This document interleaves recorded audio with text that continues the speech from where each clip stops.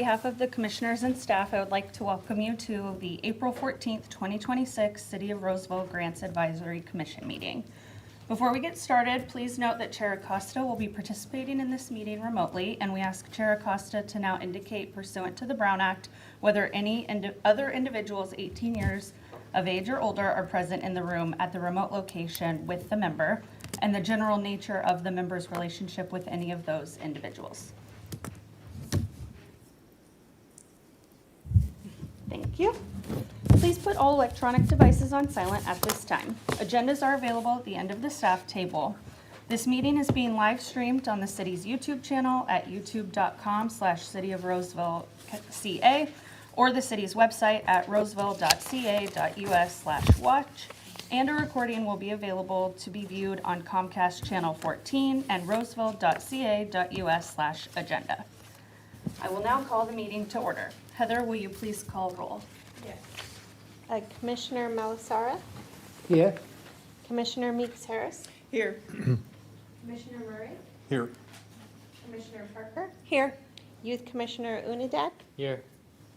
Chair Acosta, Vice Chair Rosano. Here. Thank you.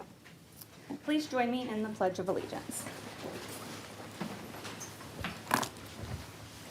I pledge allegiance to the flag of the United States of America and to the republic for which it stands, one nation, under God, indivisible, with liberty and justice for all.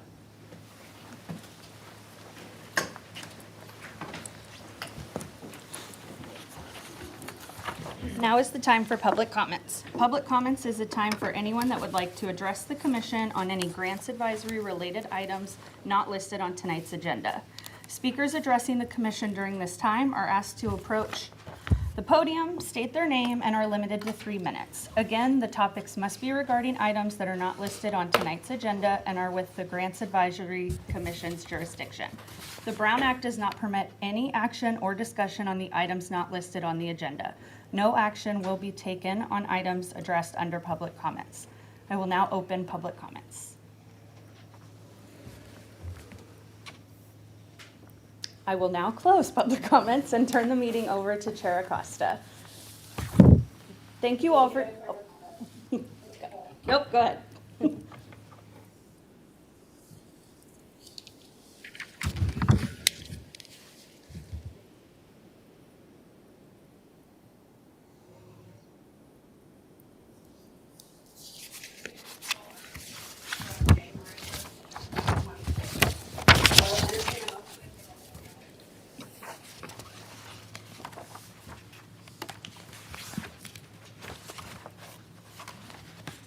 I move to approve the minutes. Because you are co-leading this meeting, you can second a motion, but for the purposes of tonight, you can't make the initial motion. Well, I make the motion to approve the minutes. Yes, I second it.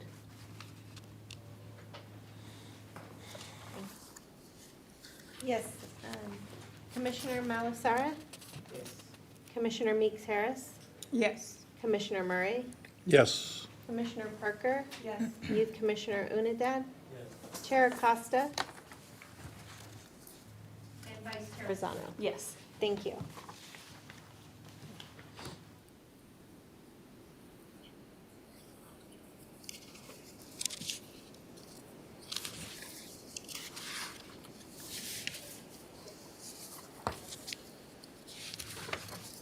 The informational background on this item, and I will turn it over to either Heather or Sophie. I'm not sure which one to be the commissioner. I'll actually take it. So good evening, commissioners. We are here tonight for you to discuss and recommend funding for the City of Roseville's fiscal year 26-27 Citizens Benefit Fund. And actually, if you guys, I don't know if you can get the PowerPoint up. So a little bit of information on how we got here tonight. On February 2nd, 2026, the 26-27 Citizens Benefit Fund grant funding cycle closed at 5 p.m. with 40 applications submitted. Following an initial staff review for eligibility and completeness, 38 applications were determined to be qualified in advance for further evaluation. The Grants Advisory Commission began its review of the 38 qualified applications on February 19th, 2026, utilizing the adopted 2026-27 CBF scoring criteria. The commission scored each application on a 100-point scale and used the same review criteria as previous cycles. They used their scores to determine the rank of the application in each priority group. This way, the top score for each commissioner is a 1, no matter if their raw score was a 98 or an 87. Their intervals between the ranks lead to a more consistent comparison regardless of how hard or easy each of you score. For the current funding cycle, a total of $279,940 is available for allocation. As you can see, the 38 applications have been split up between the 3 funding priority groups. There were 8 applications for the small requests under $10,000 for a total of $68,471. There were 3 applications for the strategic one-time group for a total of $62,087. And the largest group was 27 applications for the operational mission support group for a total of $728,366. So the total amount for all 38 applications requesting was $858,924. At this meeting tonight, the commission will deliberate and finalize its funding recommendations for the 38 eligible applications. Staff will subsequently present the commission's recommendation to the City Council on May 20th, 2026 for the consideration and approval. Upon City Council approval, organizations will be formally notified of their funding awards, and grant agreements will follow with checks scheduled to be distributed at the August 11th, 2026 Grants Advisory Commission meeting. Before I hand the presentation over to Chair Acosta and the rest of you, I want to remind commissioners that if you have any applications from which you are recusing yourself, please state that for the group before discussion of the specific application begins. For the record, please clearly indicate the specific reason for your recusal before the application is considered. For your review and discussion, you have a copy of the Citizens Benefit Fund scoring questions and rating scale, along with the Excel spreadsheet summarizing all the applications, which will also display on screen. Once you guys discuss, we'll go ahead and display them on the screen. The spreadsheet includes key information such as program description, average ranking scores, requested funds, funding amounts, and average recommended funding amounts. And when you're ready, we can display those priority groups when you guys decide which way we're going to, as far as your ranking situation. And with that, I will turn it back over to you, Commissioner Acosta.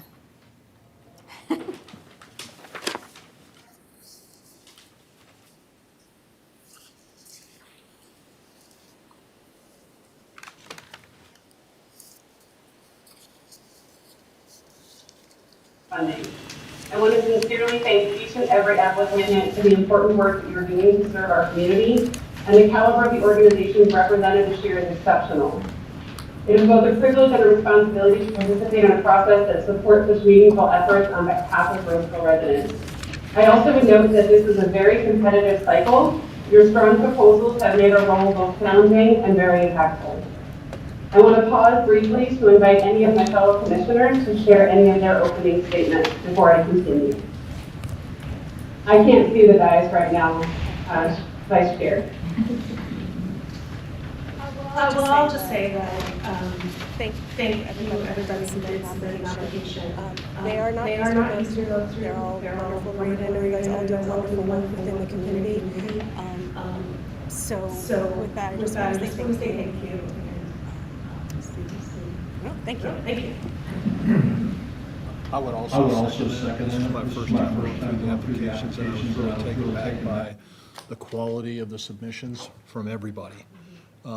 I had to go back and read them 2 or 3 times just to make sure I wasn't missing something. That's how well they were written.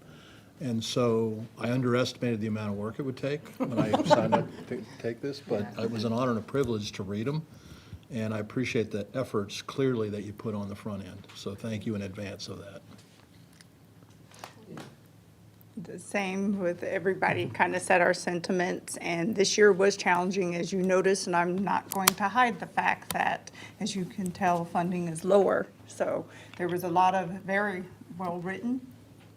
There was a very well diverse organizations that do help our community, and so everybody kind of said everything, but realize this is not necessarily a reflection on you. This is also a reflection upon how much funding is available versus the needs of the community at this time. So please take note and, as they say, plan accordingly. I just want to thank all the applicants and also like Commissioner Murray said, right, being the first timer, the amount of hours spent on reviewing the application, going back and making sure that okay, we give the right priority and the right ranking. So certainly it's amazing information that you all provided, and it's heartening to see the amount of work happening in the community as well. Though like, I think in the month of last August, we distributed the checks. Now we are seeing the outcome of those effort, and then also the reporting, right? It's so amazing to see. Thank you everyone, and hopefully we will have much more work happening in the coming years as well. Okay, back to Chair Acosta.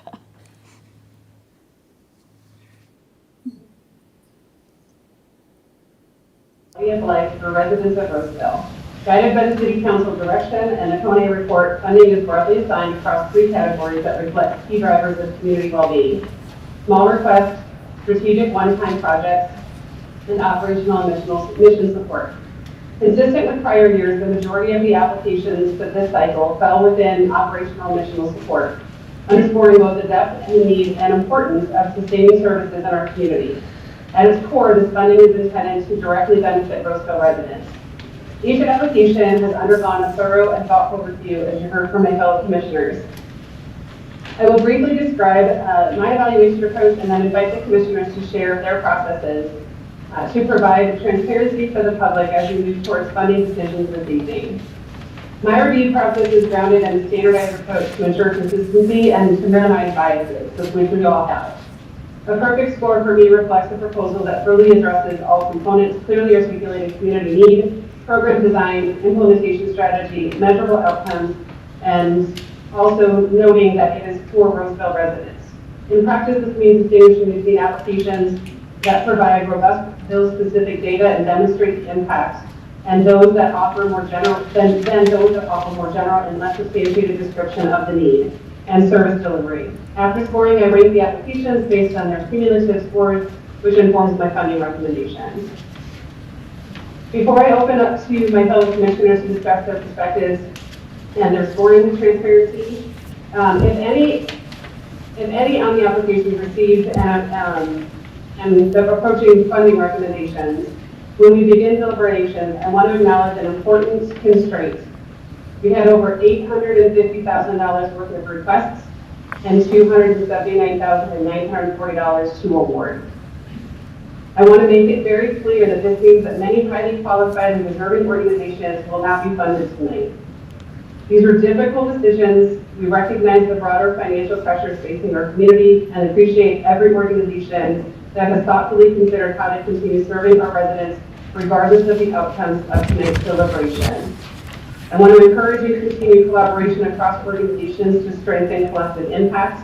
And with that, I'm going to open it up to my fellow commissioners to briefly describe any initial thoughts or observations that they have regarding their scoring rationale, and then thoughts that we have. We'll move on tonight to decide how we're going to move forward in our discussion.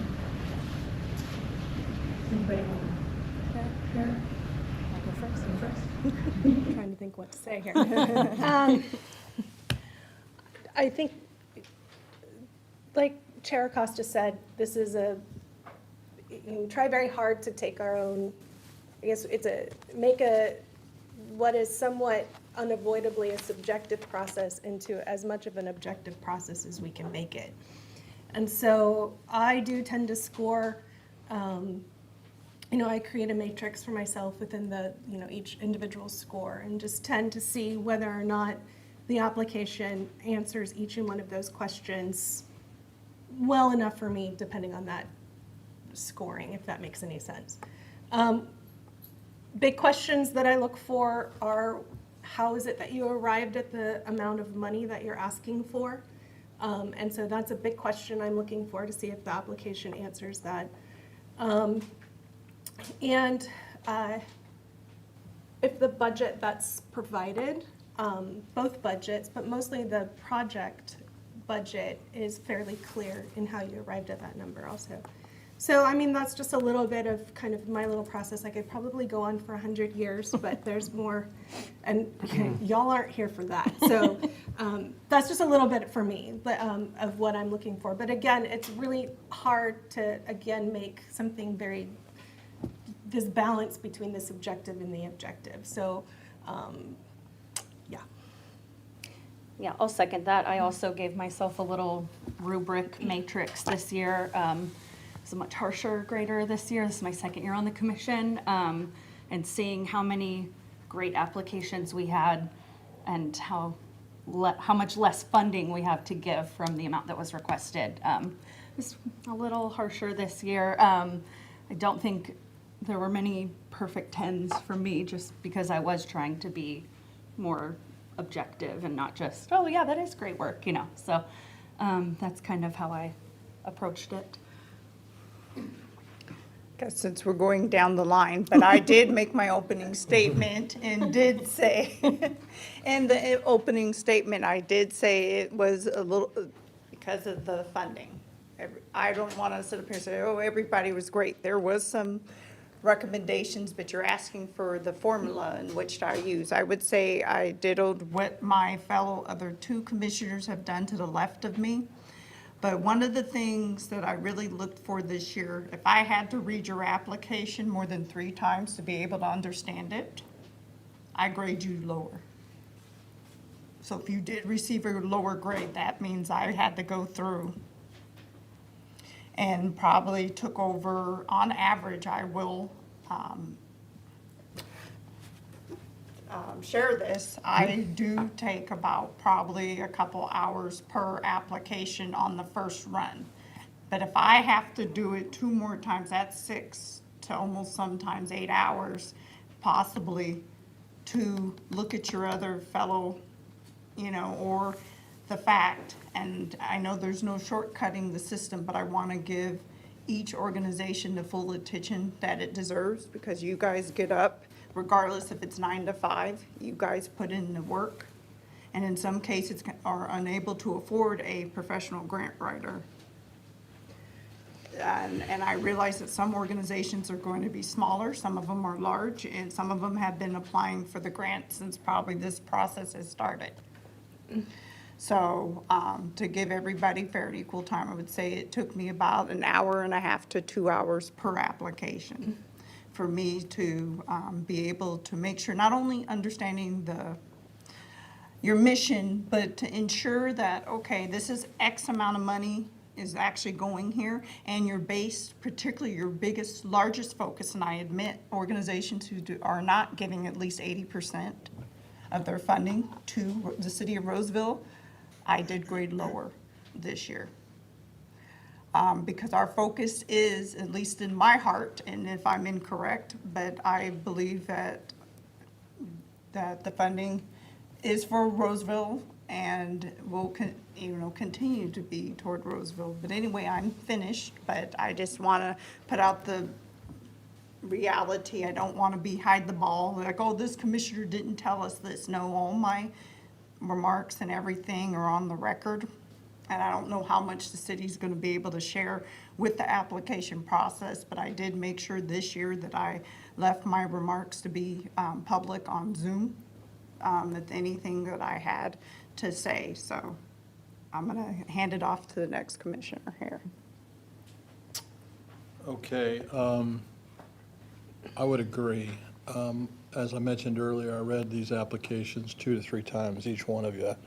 And I'm familiar with a lot of the organizations, and if I wasn't familiar specifically with the organization, I understood the cause and the need. That was point blank clear. And so for me, I recognize, and I know we had a lot more funding before, because I went and watched the videos and understood the process, since this is my first time at it. And I knew it was going to be really tight on the money. And so for me, the best thing that at least one of the filters I tried to apply is, I'm a financial guy, so I like to see, the closer I can get the dollars to the impact, the better. And so I'm just saying that very generically. So, one of the things I wrote down was low cost, high impact. And I don't mean that literally, meaning that if you ask high, I wasn't going to give you. I just said I was looking for low cost, high impact in the narrative of all the discussions. Because some of them, basically, when you take this approach, you have such great needs that just your working capital alone is what you need to fund, right? And so I get that. But I recognize, and that was not the need that we were going to be able to address in this process. And so that was the filter that I applied on the front end. But I didn't, I tried to do as best as I could to score everybody to get something is the approach that I took. And as I said before, I can honestly say all 38 I read, and I would write a personal check to every single one of them because I know what they're doing.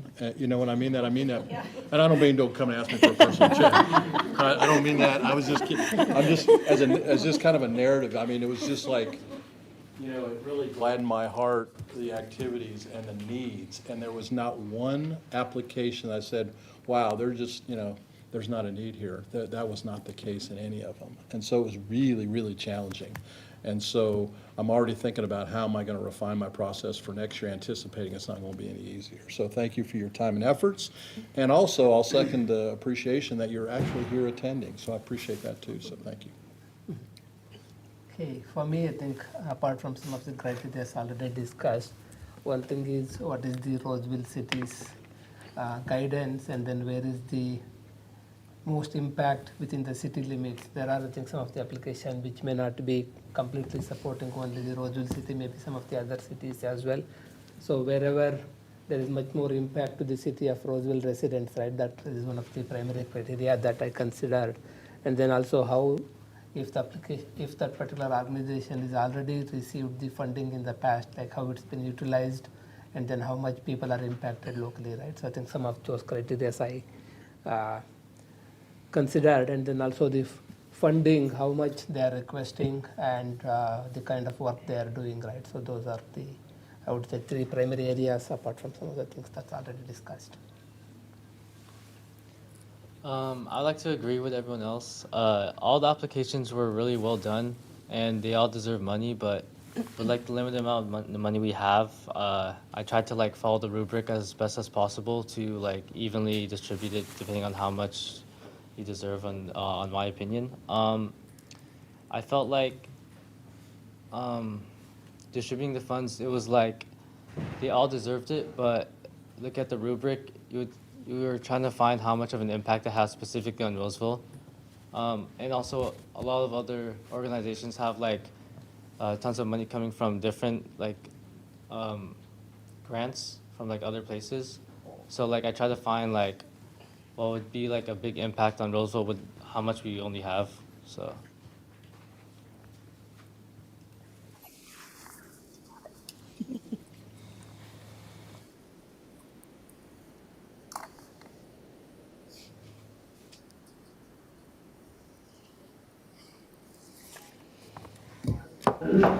To ensure an efficient and fair, transparent discussion of all 38 applications, I would like to propose the following options for the Commission to consider how best to approach our funding discussion. Every year we have different options on how we approach it. And so I'm just giving two different options that I suggest that we can start with tonight. But then I want to open it up to the commissioners to see if there's any other options that we can look at and then come to a decision. So option one would be category-based review. So looking at each application within each of the funding categories, eliminating the lower ranking applications based on the average scores, which Toby's already given us the average rate. So we could go based on that. Discuss the strongest applications within each category, and then allocate the funding to the highest ranked applications, depending on what that discussion ends up yielding. The other option would be to look at any alternative options. We can do the 3 different sections and look at all those rankings and funds those. We can start with operational missional support and then see what's left over for the other 2.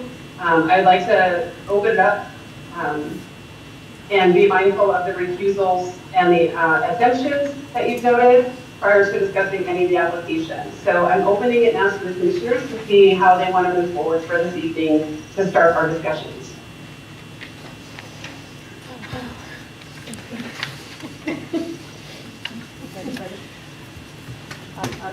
I'm happy to start with what you first suggested.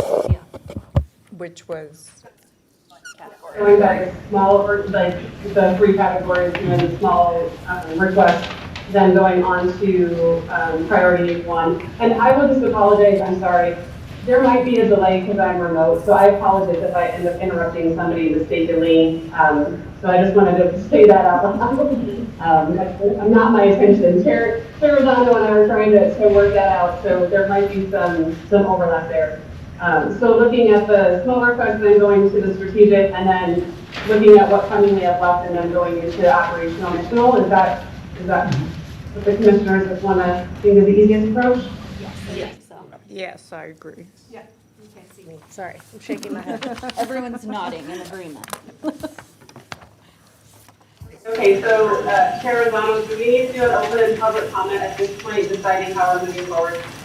Yes. Jonathan nodding at me. You can take as many public comments as you think would be helpful to you. We just need to make sure we have this one before any official action is taken. Okay. We can open one real quick if people want. So do we want to open that up right now and then go into our discussion of the small group? Yes. We will do. Small request? Yep. Then I won't let you handle that part. Okay, I will now open it for public comment. And we do have one public comment. Oh, is that for this one? Card, yes. Yeah, the card, and then you guys also received, we received a public comment via email. So you guys have a copy of that as well. There's a copy of it on the counter for anyone that's interested. Okay. Said who it is. Oh, okay. Ed. Merrick. Perfect.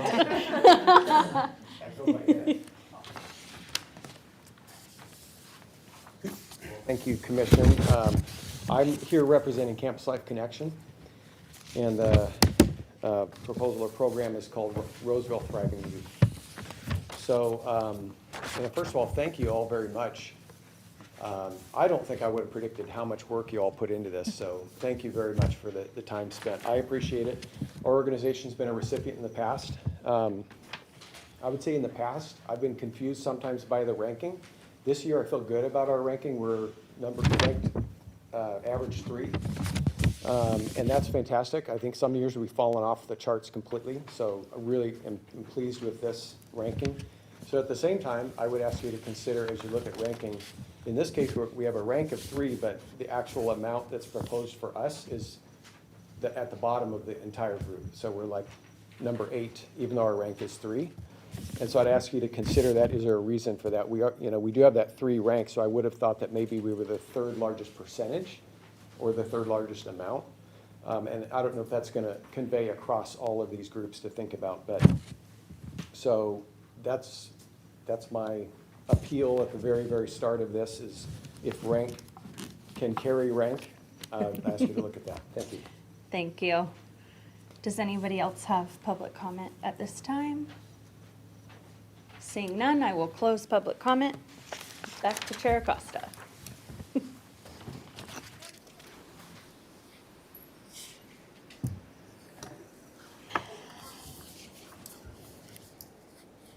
And I also want to consider and reiterate that we have had instructions, we have been instructed by the City Council to fully fund as many organizations as we can as we go through this process. As we look at this year's request, we will run out of money fairly quickly. I think if we were to look at all of the top rankings, we need to look at, together in the commission, one, where do we want to stop at the rankings? Are we looking at 1 through 5? Are we going to discuss all of the different organizations in each category and then decide from there? And then we have to decide if we're fully funding at the top 5 rankings, if we're fully funding as many as we can until we run out of the funds. These are the things that I'm opening for discussion now between the commissioners to determine the path forward before we start discussions. I do have a question. Chair, my question is when you say until we end the money, are you talking about after we give like just the top or could you further define that? Excuse me, I'm just trying to make sure. We have, sorry. Yes, we have $279,000.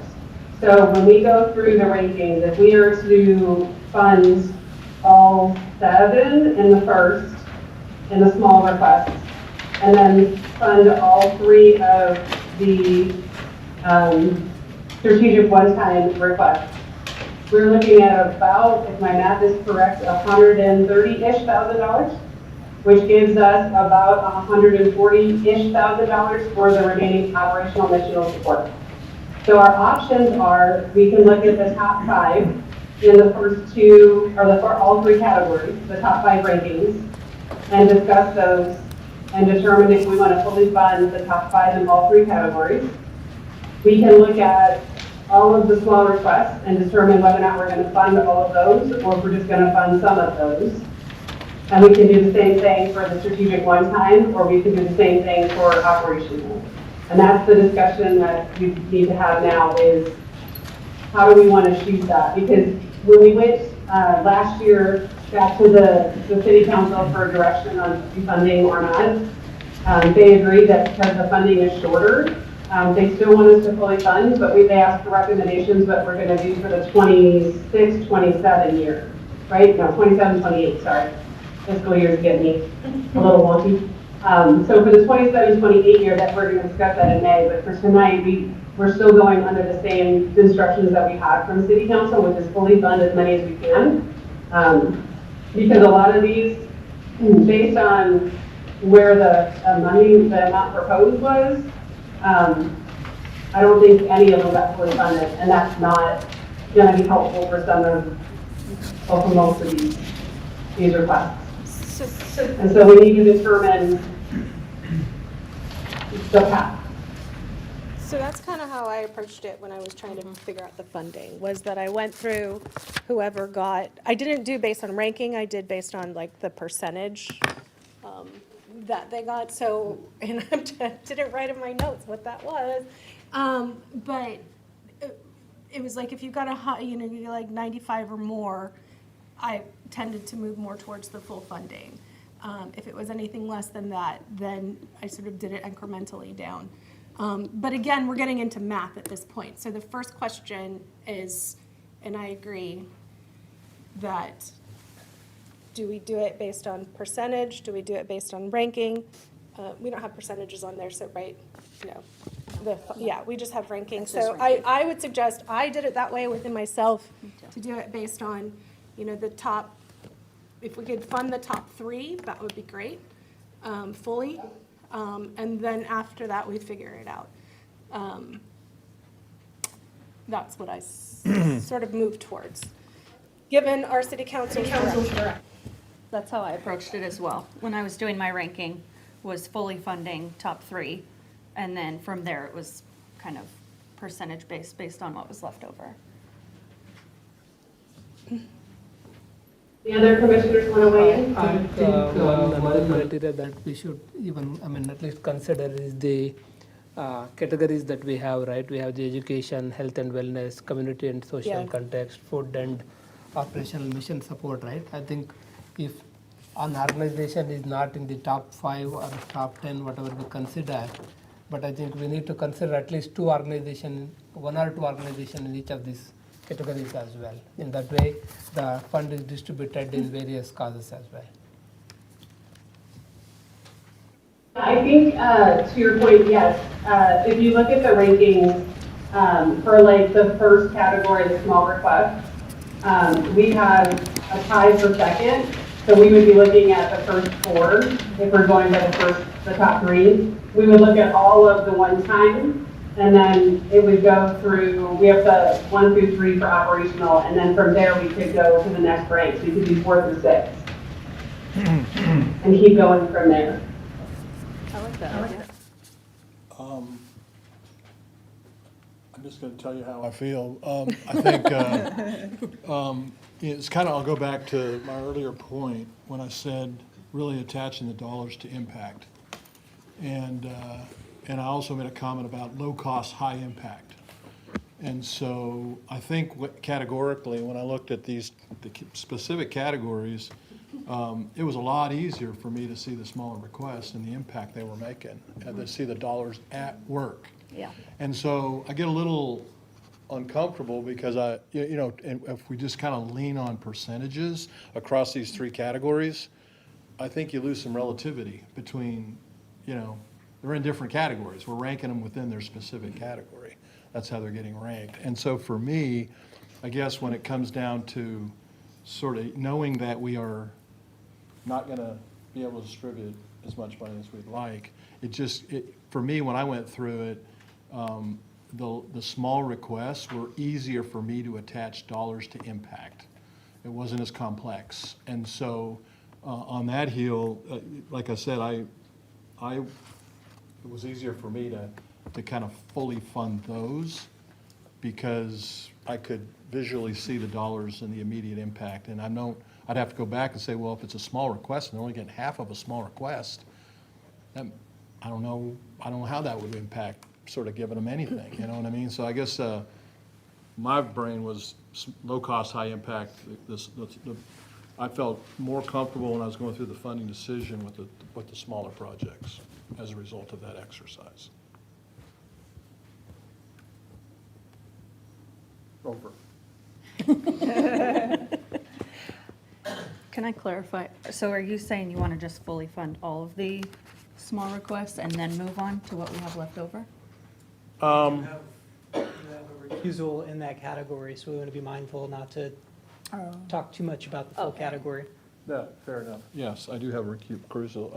That was more just sort of and again, I'm not saying we should do it that way. I'm just saying I'm giving you the benefit of how I was thinking, knowing we were going to have limited resources and how it was easier for me to connect the dots when it came to dollars and impact than on many of the bigger requests, that's all.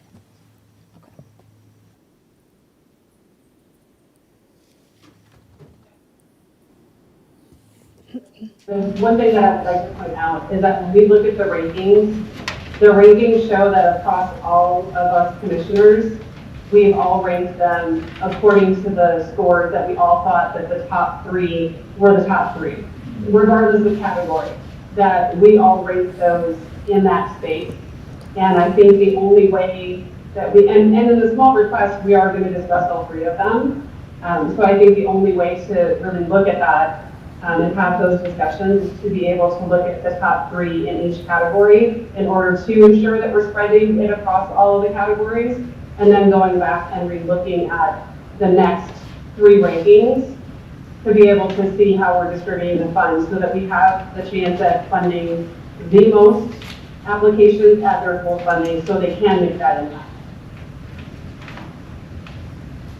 No, that makes sense. I like both approaches. I think you have to kind of take the most fair and equitable approach. And I think way you just described it, Commissioner, I'm completely comfortable with that. I would be remiss if I didn't explain sort of how my brain was thinking when I was going through these. I totally appreciate that because I feel the same way. When the strategic one-time and the small requests, I feel the same way. It's a one-time thing that's going to make a big impact, and versus like ongoing operational missional, which is also very important. And it's also hard for me to distinguish between like a large organization that's in the operation of the social support and a smaller organization that's in operation of the social support, because the impact, depending on how many people they're serving, is huge, and they don't necessarily say that in their description of needs. Some do and some don't. And so that's kind of where it's hard for me to balance as well. So I do understand and I agree. And I think this approach is probably the best way we can make that equitable, knowing that all of us rank them, average scores, rank them in these spaces. Is there any other discussion? Is that how we want to move forward? Yes. Yes. I like the top three approach. Though I may not necessarily agree with some of the top three, I would love to hear what some of the commissioners have to say. Some of this I do agree with, and we can find common ground this evening.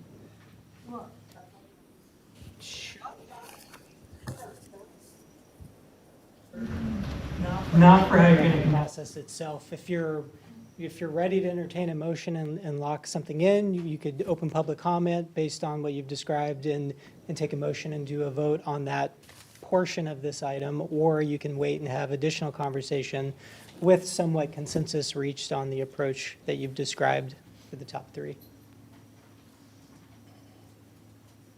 Do we have consensus? I feel like we have consensus. And so staff, Understands is what you're considering when you say the top three, that including the ties in the first category for small requests, there's 1, 2, 2, 3, so it's 4 applications. Yeah. Yes. That means that's inclusive in top three, and then all 3 in the strategic one-time category, and then the top 3, because there's no ties in the operation mission support, the discussion is to fully fund all of those applications just described. Do you want a total So for what 8? that leaves you with, if that's how you move forward? So that's 8 applications. 10. 7? Oh, 4, yeah. So 4 in the small request and 10. 3. 8, 9, 10. And then they're Okay. going down to where? And then the top 3? 3. Okay, so 10. Okay, give us a second, we can give you a total.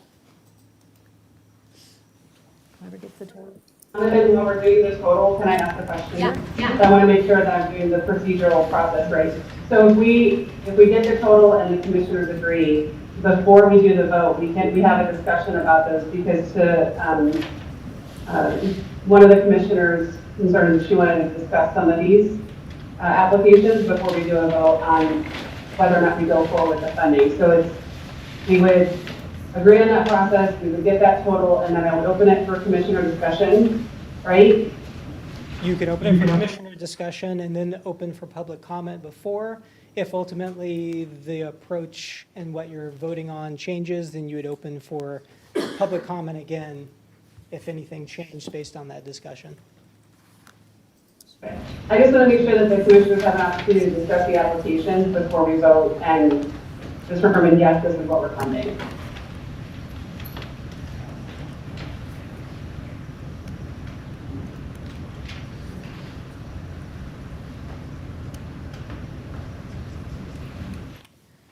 Now I need to.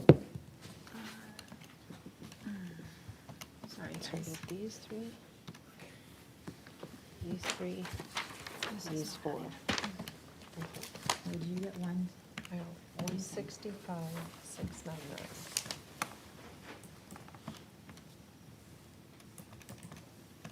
Because that would take this one.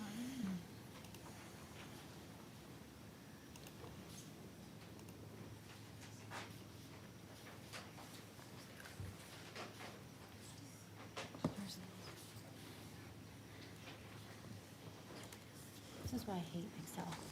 It is not my friend. Did you get the same? You guys got a number. But but maybe we're I missed moving it. on. They did the first top 4. Oh, the top 4. Yeah. That's why I don't like Excel. I'm not First, smart. second. Okay. 2, So we got 3, 4. 29. Yeah. And then the requested amount, so it'd be full fund. Right. And then the top, these 3, and then the top 3. Plus 62, 62. Plus 62.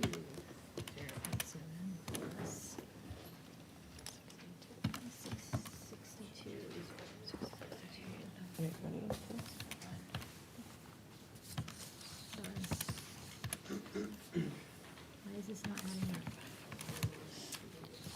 Get a number, Heather?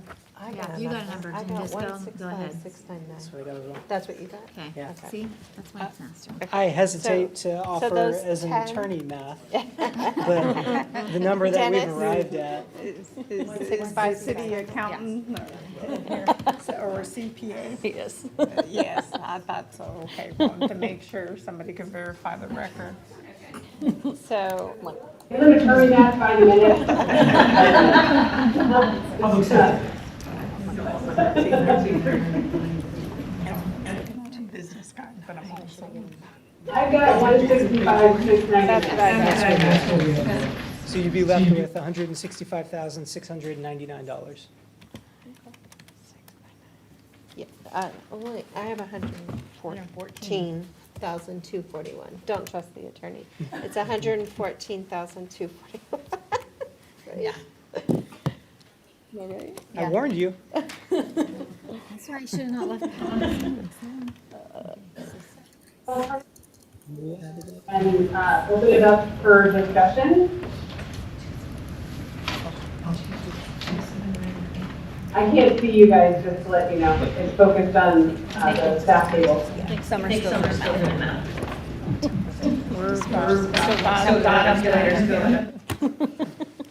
I at least want to get through the first category first.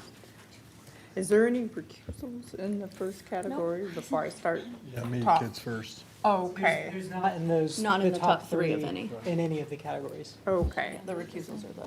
okay, okay. Yeah. 841, they said, right? Yes. Is that something the commission, I'll open it up for discussion among the commissioners for looking at the.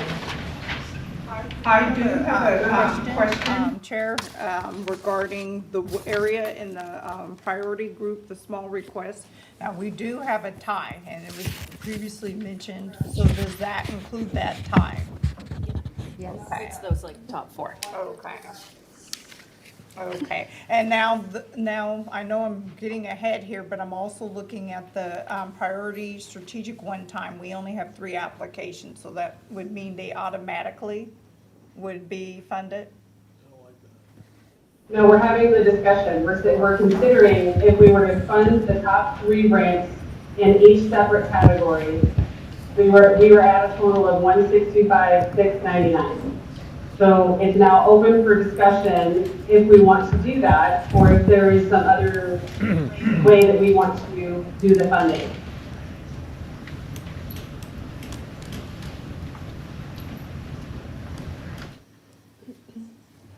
Anyone? The only, well, I don't have any recusals this cycle, just for the public's, so that's all. I'm just saying is, in this particular case, I did have an issue with if we're allowed to start kind of a little discussing. The other two, the small group request and the priority group strategic one-time, I have no issue. One of the issues that I have is the operational mission support for the first 3. One of them, I feel like the city has put in some efforts around their effort already. Them and the county have dumped quite a bit of strategic, what they would say grant, and they're getting federal grants for their particular program. And I don't know if they particularly have dived in or looked into that. I know we're just basing it upon the application they sent us, but it's like I don't want to double fund a project that I know is already, that the city and the county are dumping into this, and maybe didn't include seniors in this project. And I already kind of gave it away, but, because of the transportation here in the, was their need. And I don't want to undercut anybody, but I feel like the county and the city are putting, and I know there's a few members in the audience that are members of the Transportation Commission. They're not here to comment. But I do know that strategically, I feel like that would be, for some of the projects on this list, would be double funding their effort, if that makes any sense. But in the same point, outside of that, if everybody else feels okay with it, I will go with the majority on this, because I'm not here to fight any particular organization. I just wanted the public to realize, there may be some items in the community that you're working on, but maybe other entities are working on, and maybe, that's all for future maybe make more of a connection, that's all. But I'm finished, excuse me.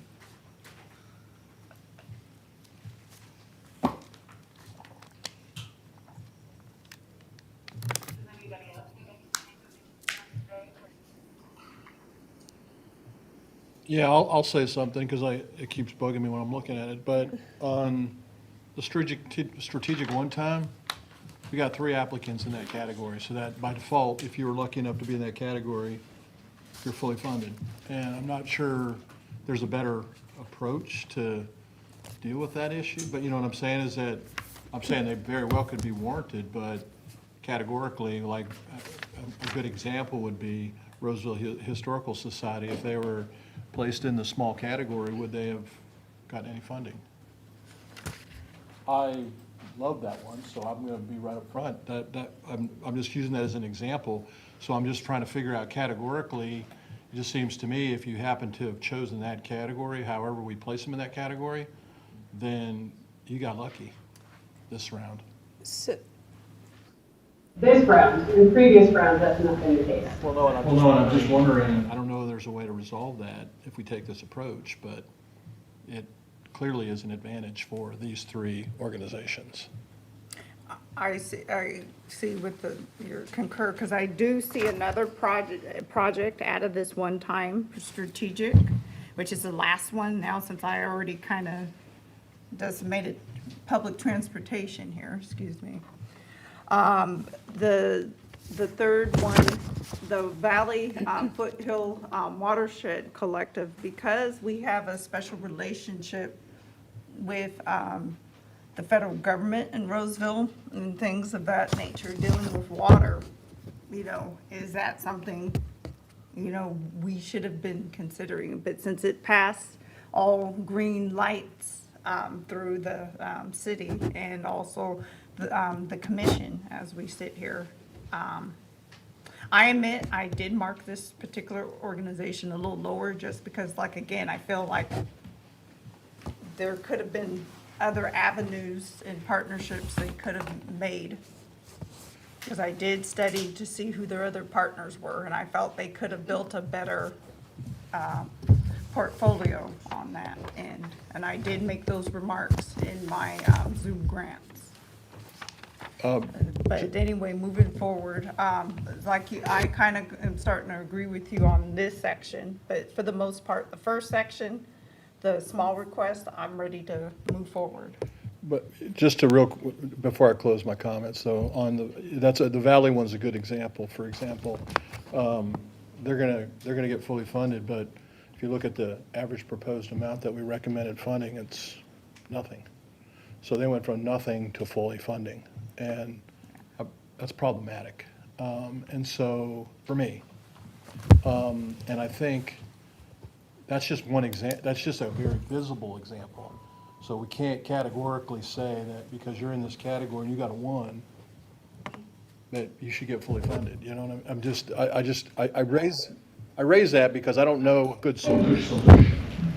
But I would agree with you, but then if you also look at some of the operational municipal support, that contrast is also there, where they were ranked higher and they were funded much, much lower than their request.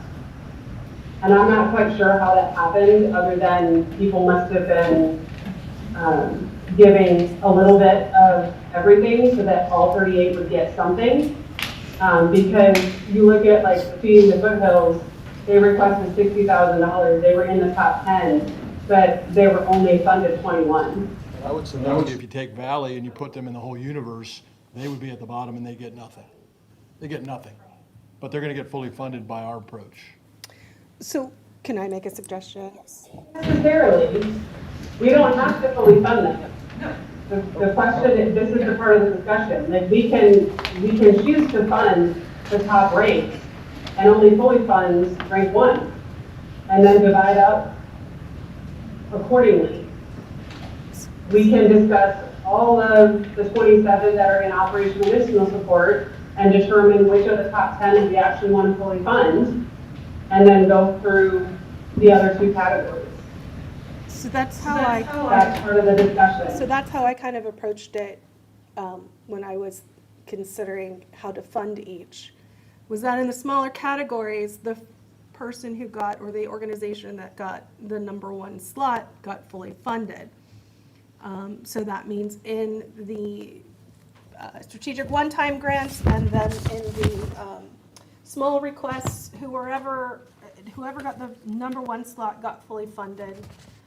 After that, I dispersed the money kind of differently. And then it wasn't until we went into the operational mission support that it was, it's a much larger category, so you can, you can fund the top three. So that's kind of how I approached it. It's not a beautiful thing. It sucks. I'm sorry. But that's how I did it. And then that way it helped keep the categories a little bit more even keeled, rather than, because I ran into the same problem. It's like, oh, these are great. Okay, 1, 2, 3, within the, a category of 3 people, that seems great, or 3 organizations, that seems great, but like taken as a larger thing, if you scored a 2 or a 3, technically you'd be farther down in the larger scale of things. So it's kind of how I approached it. It's not perfect. So but that's also why we have the 3 different categories. Yeah, So it's yeah. because strategic one-time is a one-time thing. They're not going to come back. Operational, missional, we've got a few that come back every year. Yeah. And the same thing with the small request. It's a small thing, very specific, usually very strategic, generally, but it's so that those 2 different categories don't get lost in the larger one. Yeah. And that really is, and to Mike's point, that really is kind of the luck of the draw. I mean, Toby, if we were to ask her to bring us back the data on that, we would show over years that there were some that went into operational missional support that were like $10,000, that had they been in the small request, they might have gotten funded, but didn't because they were in the big pool of things. And so I do think that organizations do consider that when they apply. And so I don't think, like, to make it equitable, I feel like we should be looking at the top category, the ones, because it's high in the strategic one time. So we can look at all of the ranked ones and look at fully funding the ranked ones.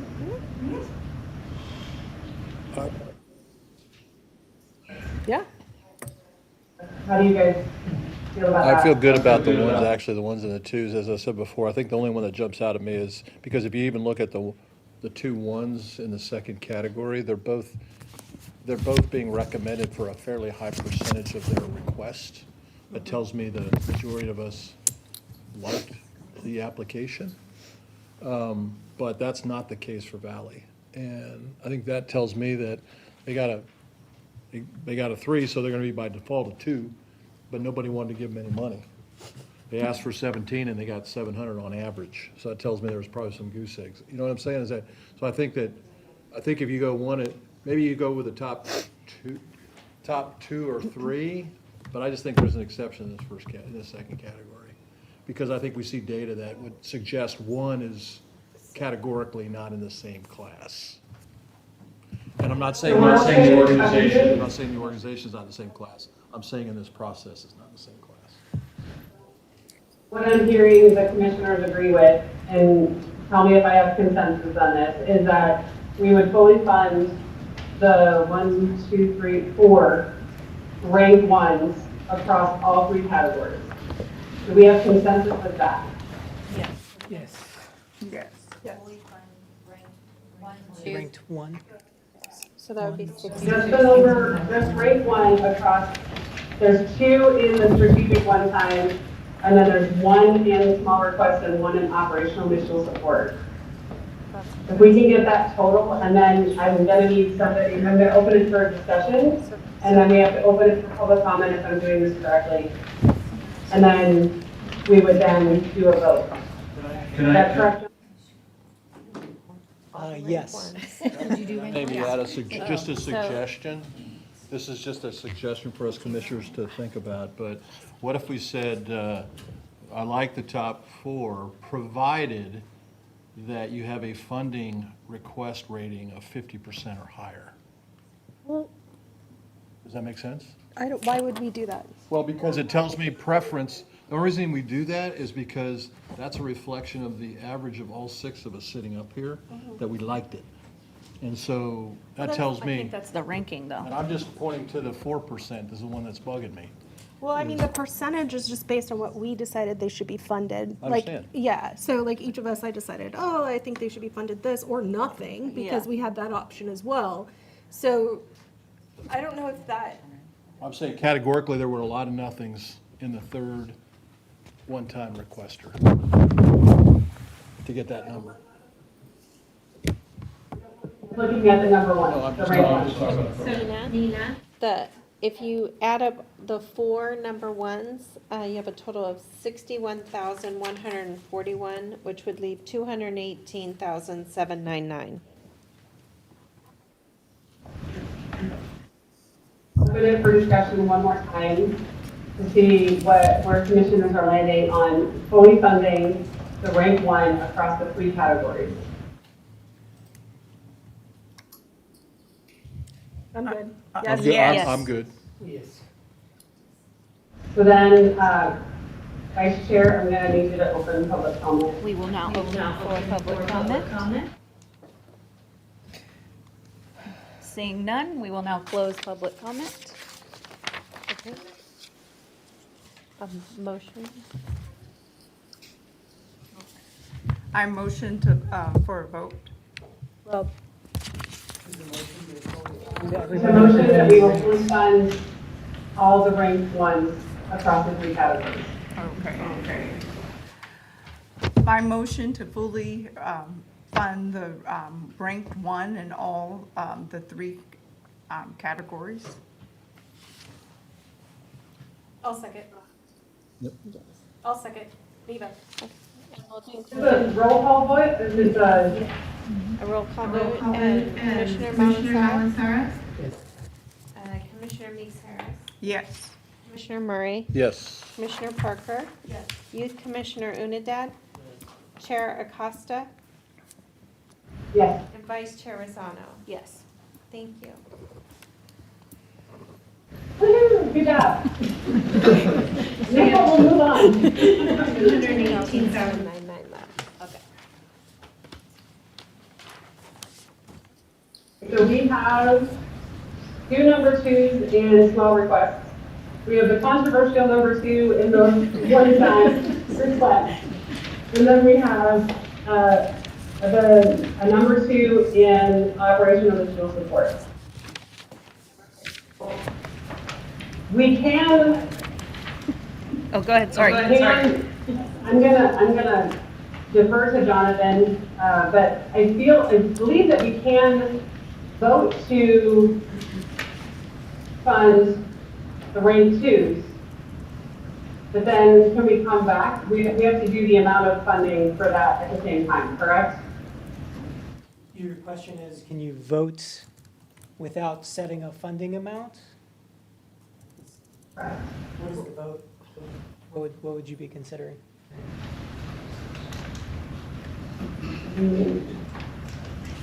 I think I'm trying to get to a place of, I agree with the commissioner's discussion of fully funding rank 2 for the strategic one-time.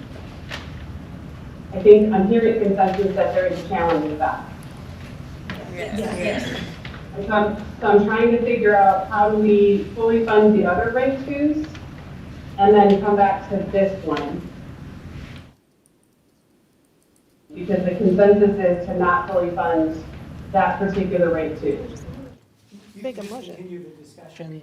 However, if you want to go category by category and consider the 2s on a category basis, or have a conversation that excludes consideration for the moment of that one application. Kind of. That's the simplest way to go. Yes. Do the commissioners agree? Yes. Okay, so then can we have a discussion for the small request, the 2 rank 2s that we have How do we feel about fully funding those 2 rank 2s and a small request? Great. Yeah, I think that should be fine. And I ask Vice Chair Rosano to open up for public comment. For public comment. Fully funding. We will now close public comment. Do you need a motion? Entertain a motion to fully fund the rank 2 and the priority group small request. I'll move to fully fund the number 2s in the small requests. Second? Yes, Lauren Meeks Harris seconds. Okay, so Second, call roll. roll call to fully fund in the small requests, the 2 organizations ranked number 2, which would be supporting the Taylor House and United Cerebral Palsy. So roll call, Commissioner Malasara, Yes. Commissioner Meeks Harris, Yes. Commissioner Murray, Yes. Commissioner Parker, Yes. Youth Commissioner Unidad, Chair Acosta, Yes. Vice Chair Rosano. Yes. Thank you.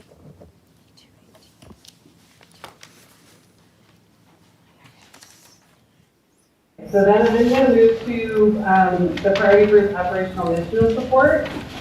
And I'm going to ask the commission for discussion on the rank 2 in that category, which is the Assistance League of Greater Classes. And ask if you all agree to fully fund that rank 2 proposal. Yes. Consensus? I will then ask for Vice Chair Rosano to open up for public comment. I will now open it for public comment. Seeing none, I will now close public comment. And that's to fully fund Assistance League? Yes. Okay, fully fund Assistance League. On this support. Then I will entertain a motion.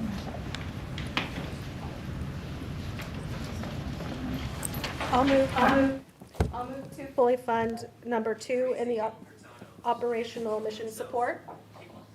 I second it. First? And First and second. Yeah. Okay. Can I just ask one question? Yeah. Okay. Did we also, They included that in the number 1, because that's a rank. oh yeah, number 1, okay, So sorry. Gigi's got it, so now And we're on assistance, assistance. okay, thank you, sorry. That's okay. Do the strategic one time. I just wanted to get these first. Okay, got it, thank you. 828 minus, Okay, so now we got it. so, Give us a second to catch up. if my math is correct, we have 171. I run it up to you, Jonathan. That's All right, just so you guys know the running total, so with what you fully funded, your total now is 171,828 left. We still have a motion pending, right? We Yeah. need a Okay. roll call vote on that last motion. Oh, and it was, I'm sorry, it was It was the Neva fully and, fund. and, okay.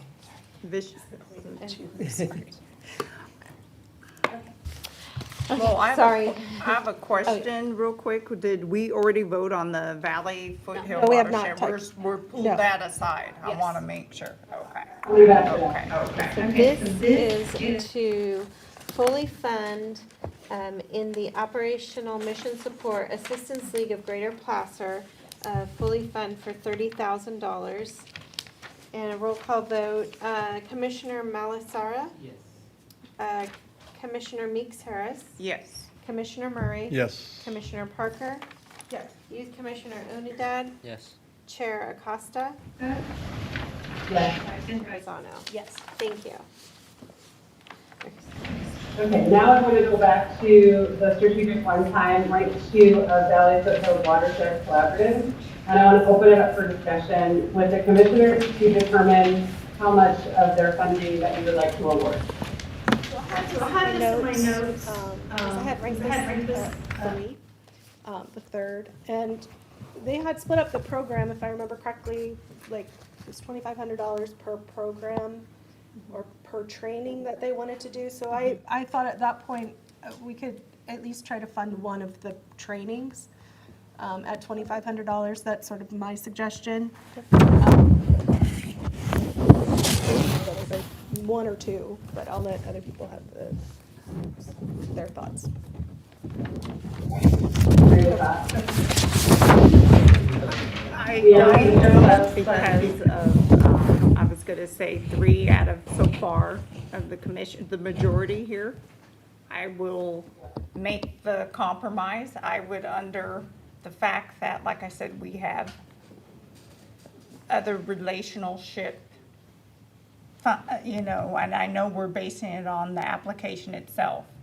But, given that, and I admit, if money wasn't as tight, probably a yes, just because it's always good to see an independent and I actually tried to see about, it's been so many years removed, it's almost been over 5 years since I worked in the industry of water. And so I could not recuse myself. And so I do, have some objections, but I will just let us continue. If we can get a majority here, I'll side with that. No, I want it to be fully disclosed. I used to work for the Bureau of Reclamation. And it's been over, I guess now, a good, almost a decade, so. I will say that I also ranked this one as third. I am in agreement. Are there any other discussions? We're looking at funding one of their workshops for $2,500 in the strategic one-time category. Yeah. Where is it?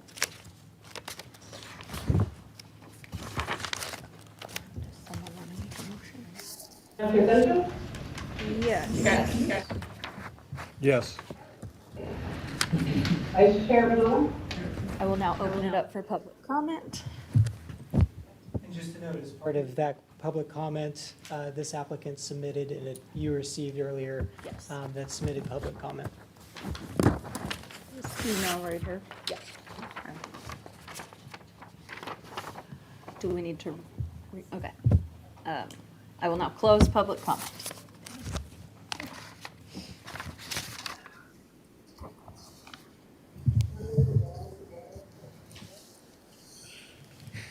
Collaborative for $2,500.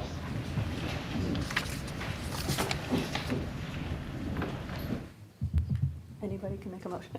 Oh, okay, you're waiting on a motion. I'm, okay. I'll move let- to fund, I just lost the number. Sorry, y'all. I move to fund Valley Foothill Watersheds Collaborative for $2,500. Second.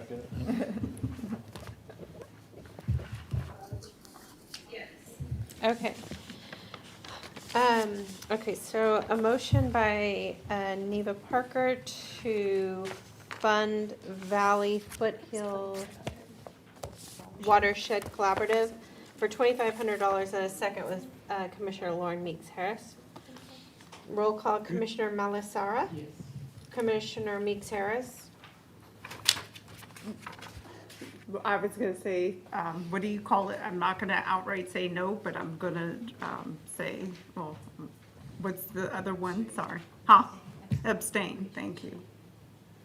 You can abstain, you have to state your basis for the abstention, though, if Okay. you're not going to vote yes or no. Okay, I am stating it, I just revealed publicly, I used to work for the Bureau of Reclamation. I worked there from 2014 to 2018. And because it was so many years ago, I was told that I did not have to officially recuse. Sorry to interrupt. You made the motion in part.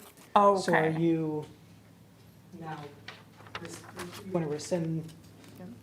The motion. I think the motion's on the floor for vote. Okay, then, okay. Sorry, then I will then on that basis say no then. You're rescinding your motion? No. She's voting no, She's correct? voting no. No. She seconded for the motion to go forward, Yes. but is Voting presenting a no. no vote ultimately. Yes. Okay. Then. When I roll call. When you roll call this member. Yes. Yes. Did we make it through roll call? Not yet. Okay. Okay. Sorry to hold up the vote. So you, did you do him? Oh, I was on her. and she- Okay. Commissioner Murray, Yes. Commissioner Parker, Yes. Youth Commissioner Unidad, Yes. and Chair Acosta, Yes. and Vice Chair Regano. Yes. Total, please. Yes, your updated total is 169,328. Is what's left? 169,328, yes. 171,828 left. Correct, and then you just funded 2,500.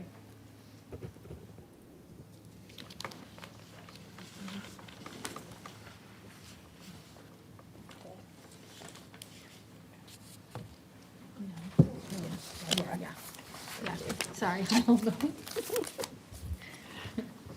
And you passed out all these claims and I cut them off.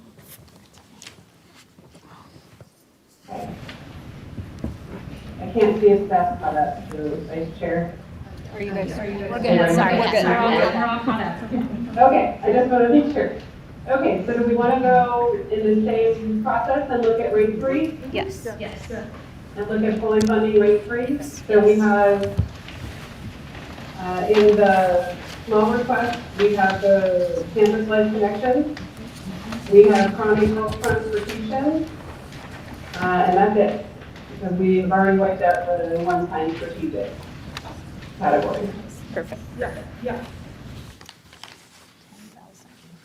Okay, so let's look at the small request.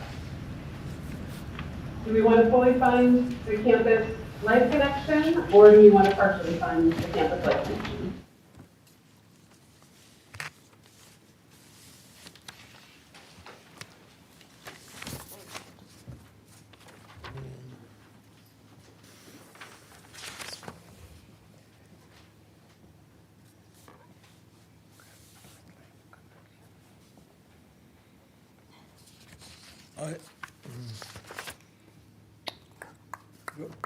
I want to, do I make a motion if I want to fully fund them?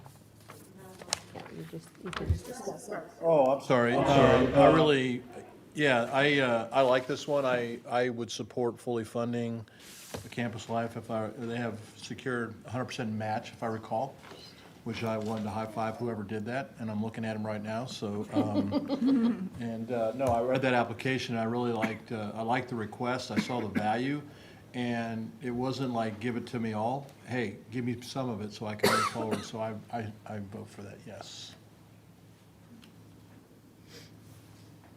Any other commissioners want to weigh in? If I recall, is this the one about the used car? I want to make sure this is the. They've got a car that they've got, it's 20 grand, they got 10,000 match on what they're Yeah, gonna put into it. okay, I just want to make sure I put the project, I because don't know I the actually quality of the car, I memorized, just I know can them. tell you each organization with their projects, actually. So I just want to make sure I'm recalling correctly.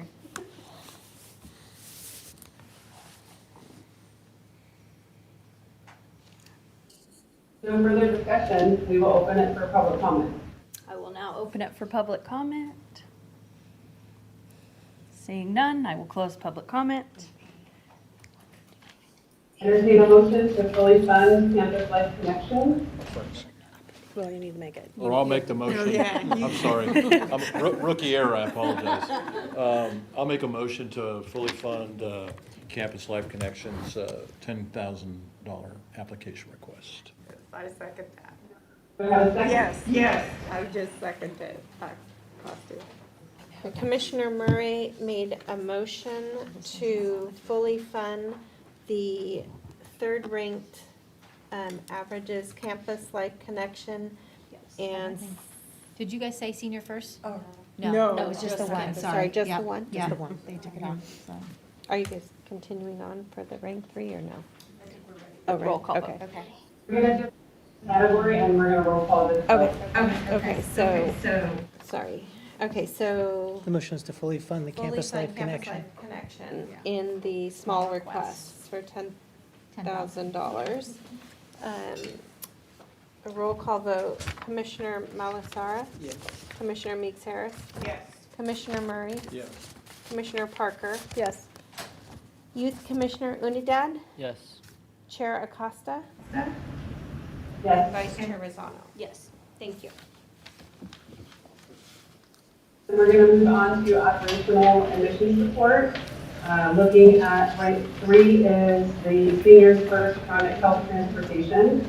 I'm going to open discussion for the amount of funding for this one. And I will say for this one, I had it ranked very low because they didn't describe in their application for me who the third-party contractors were and how that operated and who we were actually funding.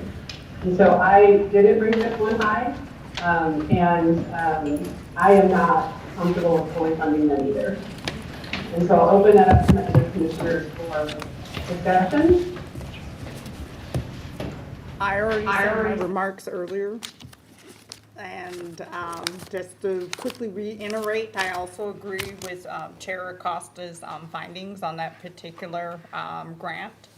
The other thing I'm uncomfortable with, knowing that the city and county have their various transportation projects. Not to here to advertise for the city, I don't work for them. But there is things like Arrow and there's other projects and things like that. And I'm hoping there's a collaborative effort moving forward. But if not, that's not my place tonight. We're here to look at their particular funding, and if this goes to a vote, I am gonna say no. I say yes, but when I look at my notes from the application, I sort of highlight that, I mean, it's a great service, obviously, but 30% of the trips were Roseville residents when I went through the application. And the project's anticipating like 370 trips per Roseville candidate. So I think there's probably a mitigating number to the funding request, not fully, obviously, necessarily, but I'd support some level of funding.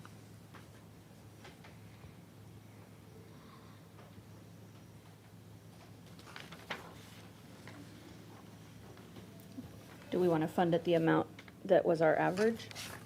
At that 56?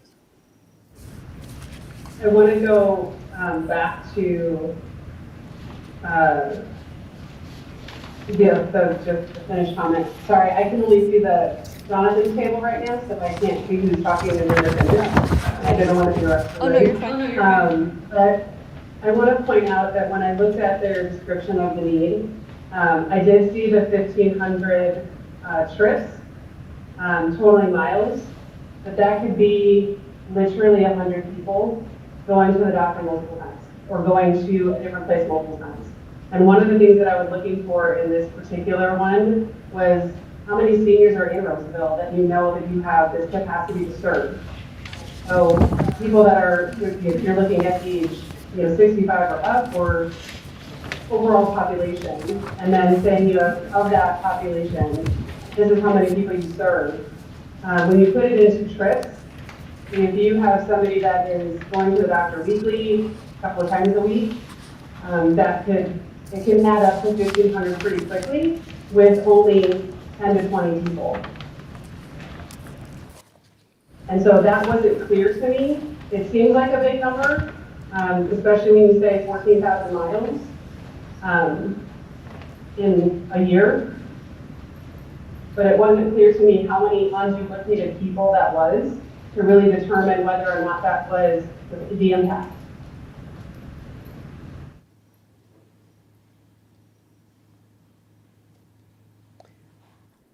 When you go to number 16 of their proposal, they're anticipating 378 trips are for Roseville residents alone. But that's trips. And I don't know, that's not 378 Roseville residents.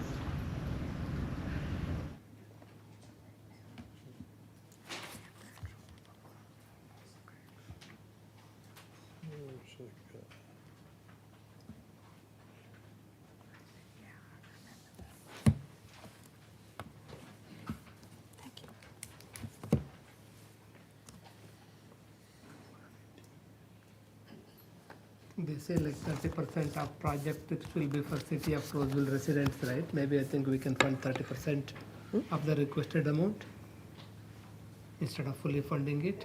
They don't have a percentage in here of how many They say trips, they don't say whether or not it's Roseville residents or not. They say they anticipate 378 trips are for Roseville residents. They're anticipating that. Part of their funding request, though, is also anticipating Meals on Wheels, serving meals to seniors. They identified 118 Roseville seniors specifically in their universe here. You know, I think there's a percentage of the funding that's probably warranted here. I see enough tangible evidence that there's a Roseville senior universe that benefits from this service. And I don't agree, I kind of agree with Commissioner Acosta, is that it was a little harder to draw the lines, but I still, I guess in my heart of hearts, I see it there, and I happen to live in Sun City, so maybe I have a different perspective.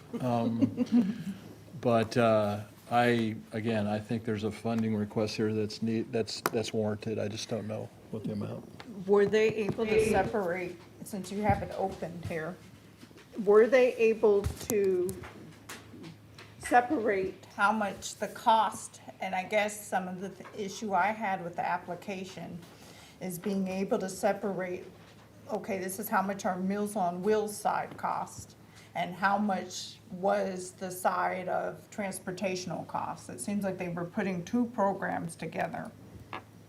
Had they made it a separate ask, we wouldn't be having this discussion. No, in the budget, it was just transportation. When you look at their budget and how they lined it out and their budget narrative, which their budget narrative was not narrative, but it was only for the transportation. Meals on Wheels was not even part of that. Okay. 378 trips. Okay, because I know. Okay. No, only reason I was asking is because I feel like there was a sentiment of some people still wanting to fund, and I was just trying to see if there was a cause or reason that they directly didn't point out X, Y, and Z, that's all.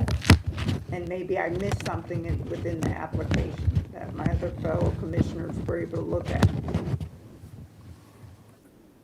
The percentage that was outlined, as the other commissioner had noted, we could look at funding them 30% of their request, which would be $9,000.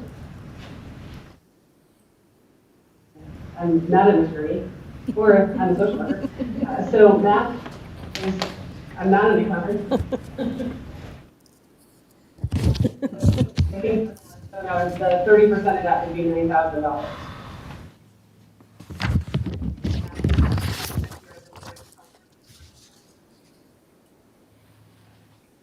Other organizations. That's how I approached it, so I would support that. I think there's as I mentioned earlier, I think it's just getting to the percent that's focused on the Roseville universe, and I think that number sounds reasonable from what I read. I agree. This is a good example of what I was talking about, you know, being clear at how you arrived at the number that you're requesting. Yeah, because it can get kind of confusing in the course of the conversation if we're unclear about that. So, yeah. Does this feel clear for you, Nita? Yeah, okay, that works. I just want to make sure. I don't want to cut off any discussion. No. So do we have consensus on $9,000 for the Seniors First medical transport? Yes. Yes. Okay, then I will ask Vice Chair to open up public comment. We are opening it up for public comment. Seeing none, we are closing public comment. Entertain a motion to fund the Seniors First out of the operational mission support for $9,000. You have to state the whole thing. Okay, I will propose that $9,000 for the seniors first. I'll second it. Okay, we have a motion to fund Seniors First for $9,000 in the operational mission support from Commissioner Malasara. Yes. At the second by Commissioner Parker. And roll call vote. Commissioner Malasara? Yes. Commissioner Meeks Harris? No. sorry.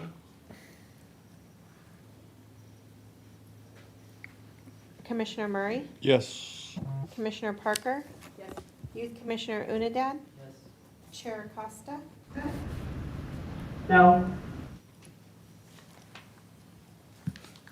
And Vice Chair Rosano? Yes. Motion passes. You have a running total of 150,328 left. We got a lot we can get done with that.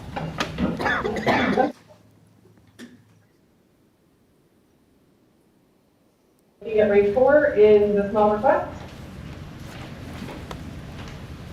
And that's defending the cause. They have requested $9,000. I would open the discussion for fully funding, and if not fully funding, the portion of funding that you would like to award. I'm not fully funding this one.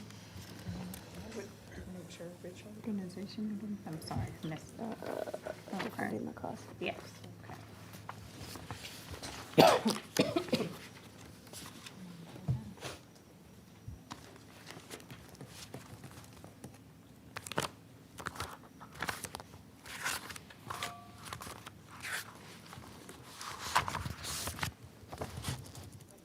Any other discussion?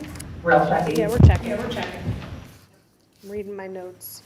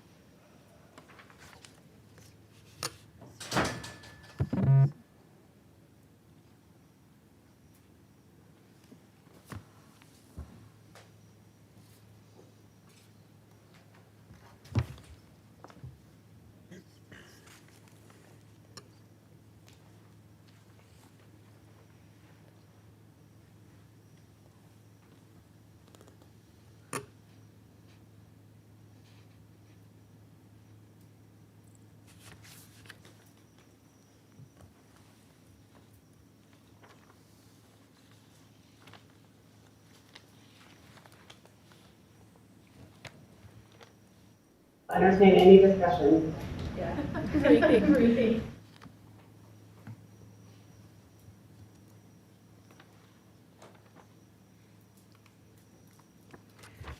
So two things for me, I'm looking at my notes and I'm trying to remember it, but one, I was unclear how they came to the figure to begin with.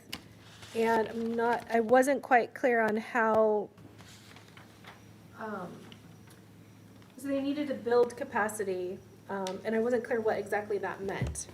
So I think for me, there were a lot of questions about what exactly they were looking for. Now, but that's me, and I don't have it in front of me right now, so other people might have a different. Those very similar notes Okay. on mine.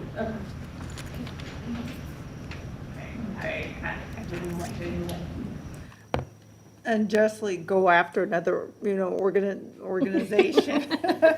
And be like, she's the no person, but hey, I take that role proudly because somebody has to, sometimes, as they say, be the adult in the room. And I'm not saying please don't come back, but I am saying is there are some things that maybe could be defined more clearly. And we're gonna probably later on have better, other discussions in how we do our matrix as well. So this is, a two-way street here, so.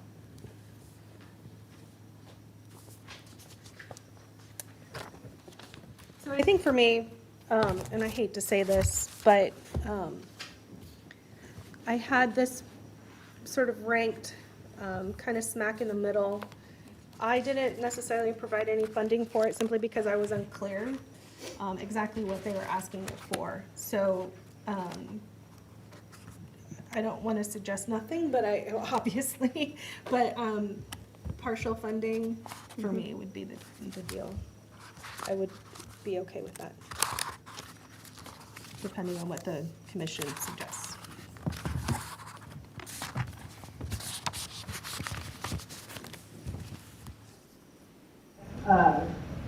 pretty big concern to not know what we're True, funding. true, yes, I agree.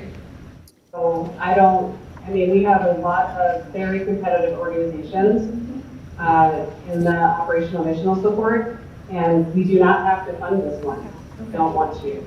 And if I am looking at an application that does not clearly tell me the need, and then I'm looking at another organization in operational missional support that maybe ranks 10, but they very clearly define the need, and I can very clearly put a nexus between the need and the amount requested. I feel like we should fund the one that can clearly define that versus one that doesn't clearly define that. And I agree.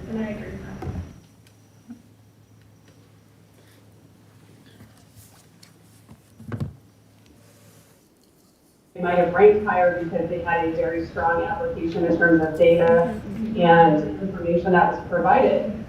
But when you look at their budget narrative, it doesn't say in the budget narrative what the $9,000 is for.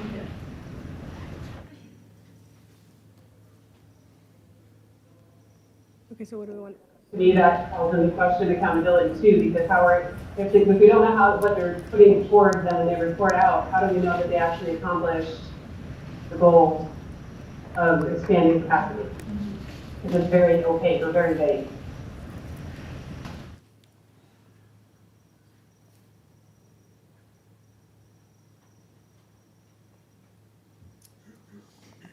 Does anybody else have anything to add, maybe more on the other side of the application that maybe the commission may have missed or anything? If not, I can see us just going forward with a vote unless somebody wants to put a dollar amount on it. Right now, I'm gonna just say no based upon, I remember this particular application being, like you said, there were some particulars and da-da, but if you cannot state X, Y, and Z in the first, I think this is one of the applications I've actually took over probably about 3 hours in some, because I was really trying to say, okay, what is your, and if you can't do that, that's unfair to the other people who maybe didn't rank as high, but I know in the first paragraph or two, okay, I know where you're going.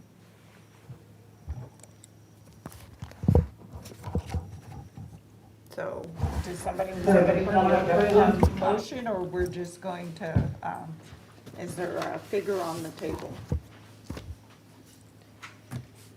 I feel like I could go either way of funding like this average proposed amount or funding nothing without clearly knowing where it's going. Okay. I think for me personally, I know this particular organization, I know them, they're force multiplier across, but I kind of agree with Commissioner Casa. I actually had down there too. I was really trying to understand that, back to my earlier point, the linkage between dollars and impact and what it was going to produce. And if I was asked to sort of, this time next year, did they produce it, I wouldn't know. And so I think I support, in that instance, not funding, potentially. Yeah.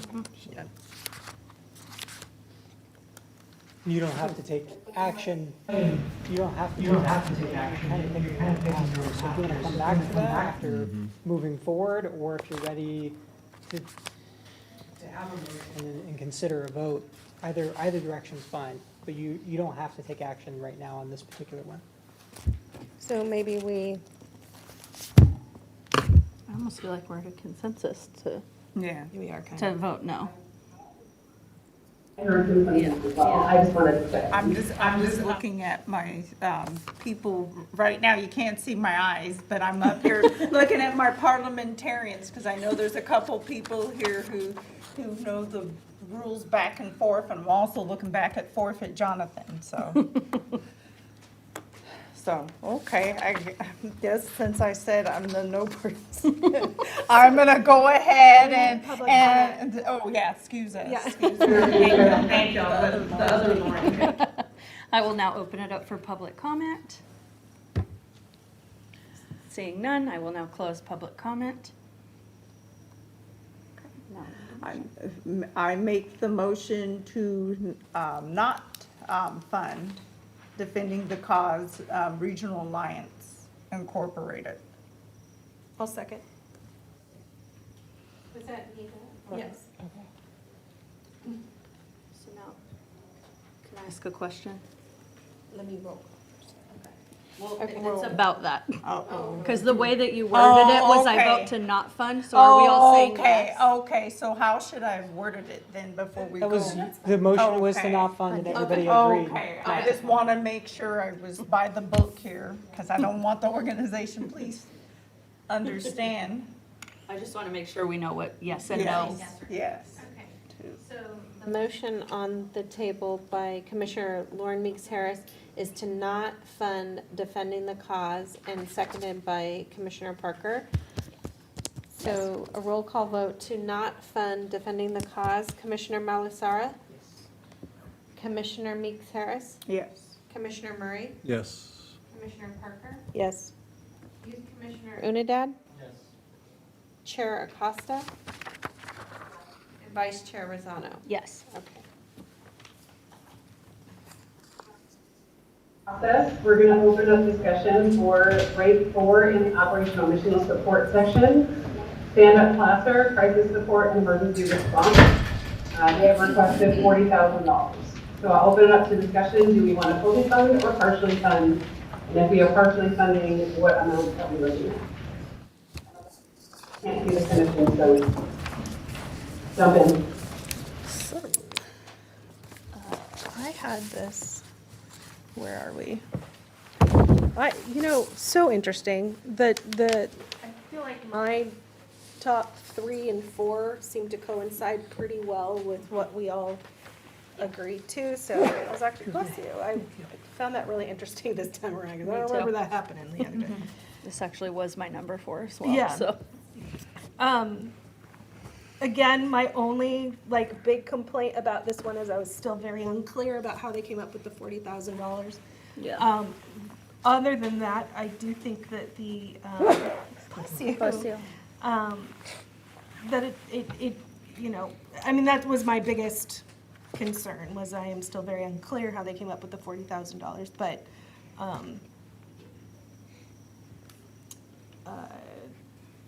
that is my comment. So I don't know if anybody else has anything else. My notes are similar. I kind of like the idea of funding at what our average proposed was, just because the dollar amount is so low. Last time we gave 20,000, so maybe, and previous time I think we have given 30,000, so 40,000 they have requested this time, maybe they can give 50%.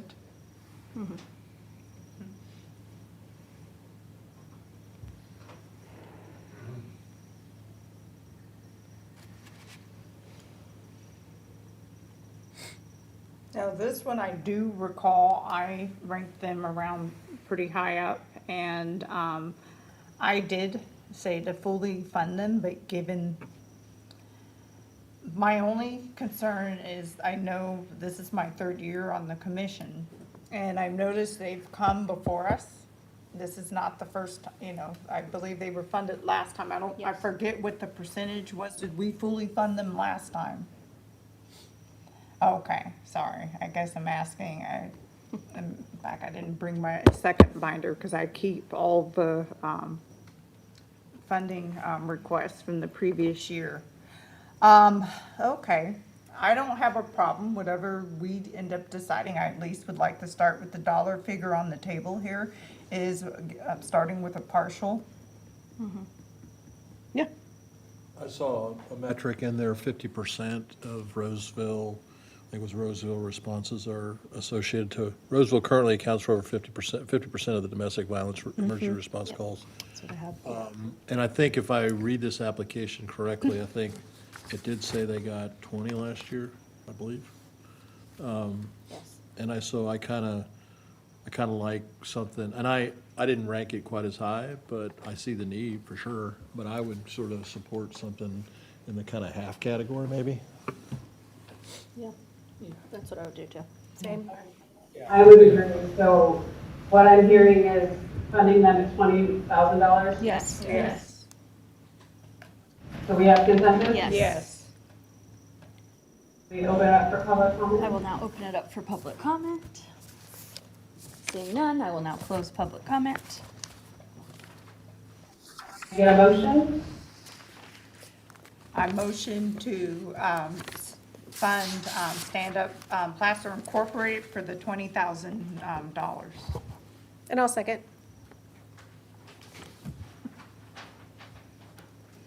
Okay. So in operational mission support, we have a a motion for $20,000 for stand-up placer. Motion by Lauren Meeks Harris, seconded by Commissioner Parker. Commissioner Malasara? Yes.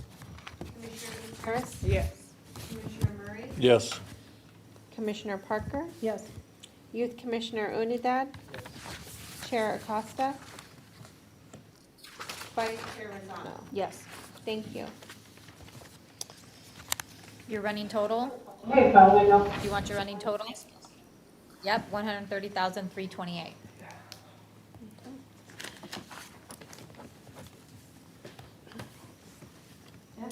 Okay, keeping on with our process, we'll go to back to a small request, grade 5. We have CYT Sacramento. Their request was $10,000. I will open it up for discussion, and I have some things to say about this one too.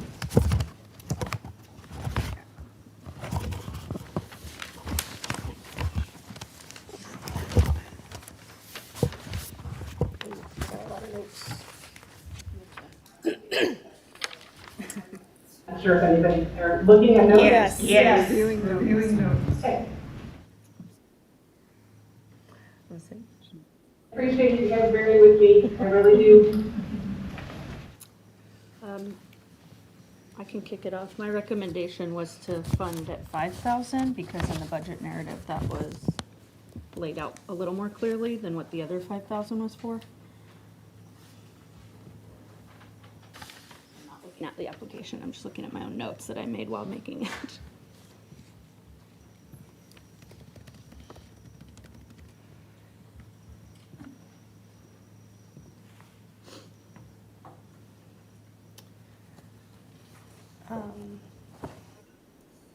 The impact, this one was $5,000 for 2 students. And it didn't identify if those 2 students were Roseville students because they also have a studio in Sacramento. And they were not very clear about the population that they served out of Roseville. They did talk about a voluntary theater that they are able to do within Roseville. But they didn't really talk about, like, they have a wait list or they have a need that would justify the $10,000, and their budget was very scarce. The narrative didn't really describe what the $5,000 pays for, even when it's saying it's going to be scholarships for 2, and then the others was for facility fees to use their places in Roseville. So if they're paying for facility fees, I felt like they would know how many Roseville residents they have. And then they didn't really identify how many they serve. And so there was just a lot of questions that I had after I read this one a couple of times, trying to figure out where they landed. I want to just reiterate that we're having tough discussions. These are all worthy organizations that are all doing really good work in our community. And I know it's hard to have these conversations, and to be as fair and equitable across the board, we have to really critically look at all of these because we did have we have some organizations that gave us all that information and others that didn't. And unfortunately, because of the limited funding, we really have to get to that level of detail. I'm going through I have a lot of notes on this one. I think I was really unclear about the whole scholarship program and how many students were specifically served in that particular way. And then I go back to how much does it actually cost for each student? Mm-hmm. So, and so, you know, if it just as you said earlier, if it's $5,000 per student, or how much is it exactly? And so I think overall, like the budget narrative wasn't complete for me.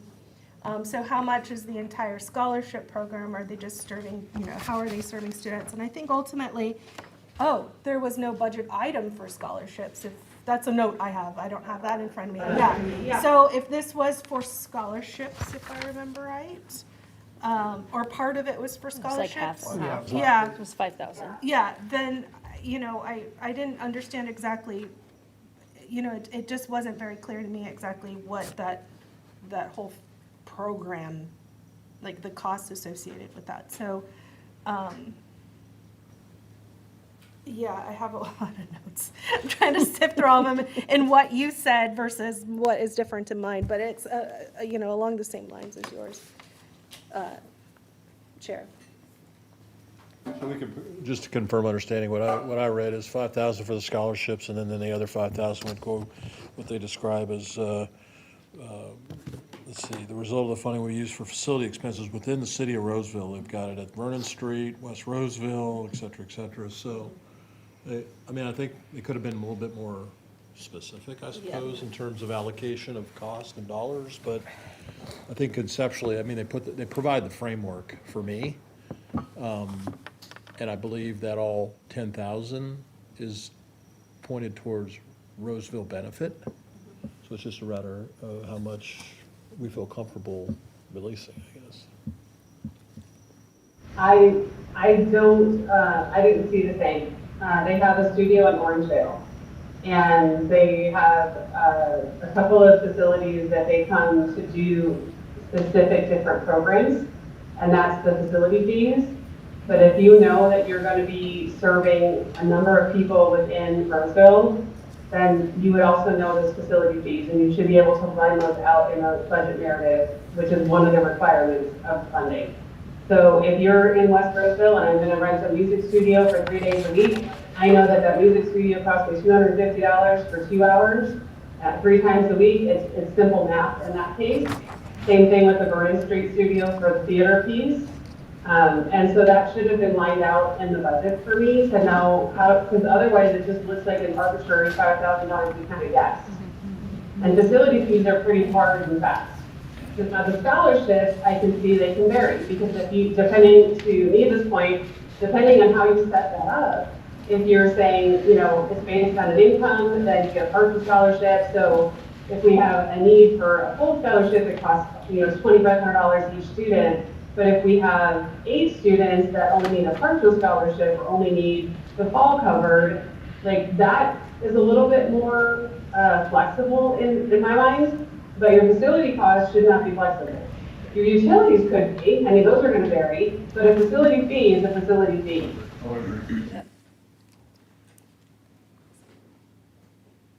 And that just begs the question of, if that's not clear, then what else is not clear?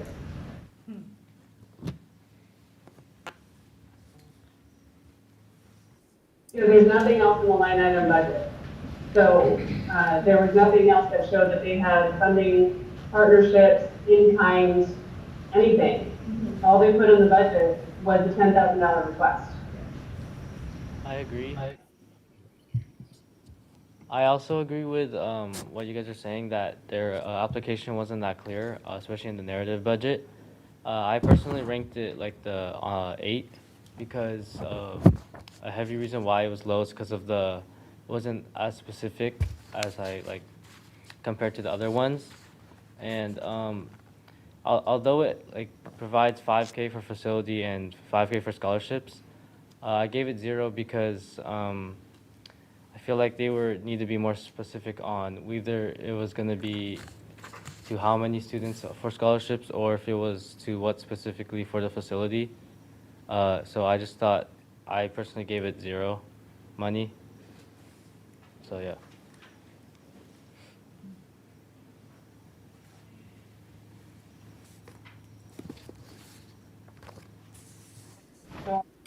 If we have consensus to partial fund or not fund. I suggest not funding. Yes, I was going to say, I second Neva.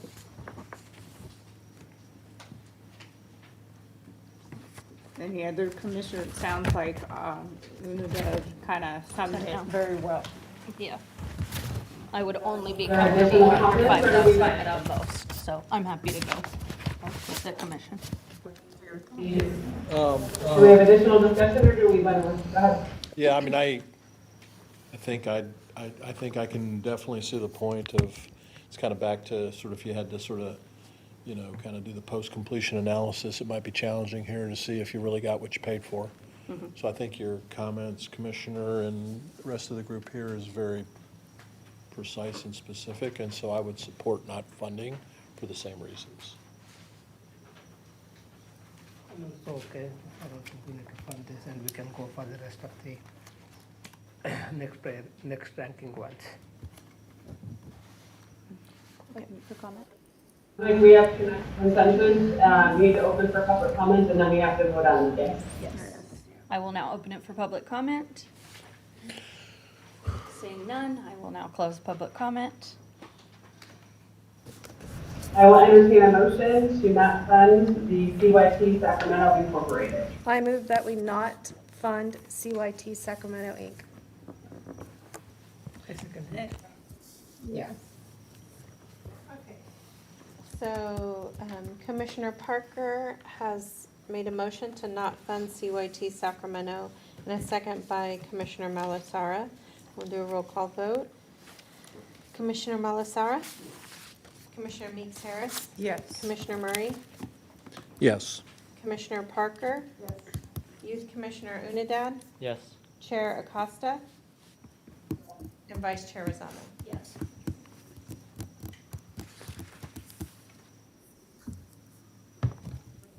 Still at 133.28. Yes. Go back to operational mission support, rank 5, Tommy Papaskalos, shopping bays.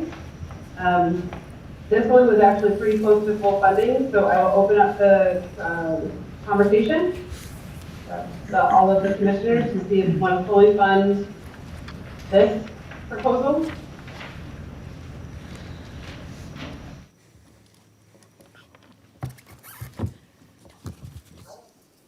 Pretty high rates, I will say that. From my perspective, they gave the data, they had a referral process that was well-built, significant partnerships, significant in-kind contributions to support this. They had a really good strategic plan for if they're not fully funded, how they were going to continue to meet the need. Big expansion on the direct impact, that was very clear. So I did have this one pretty high, but I am open to what the other commissioners had and what we want to do for this one. I also had it very high. This is a massive volunteer effort. Their overhead is, I think, 0, more or less. And so I think when you look at low cost and high impact, I think this is definitely one of them. And so I also would say that I rank them relatively high. Yeah. I just wanted to see what my, I've kind of categorized some of the commissioners as the people who are looking at the high impact. So going with that, and because I did rank them high as well, just because I know we've funded them previously, and they've always, maybe not necessarily during my time at the commission, but it seems like there's been positive feedback. Yearly, we haven't had, where they haven't explained where the money has not gone. So I would like to start at half, but I personally would like to give them the full funding. To refresh my memory, are they just Roseville, or do they serve outside of the region? I cannot, for the life of me, I forgot to write that on my notes, but it's just Roseville? Yes. Okay. That's Roseville High Schools and middle schools, I believe, but I can pull it out and look at it. No, that's okay. No, that's okay. Middle schools and high Okay, schools. I just. It's all Roseville High School. Okay, I couldn't remember off the top of my head.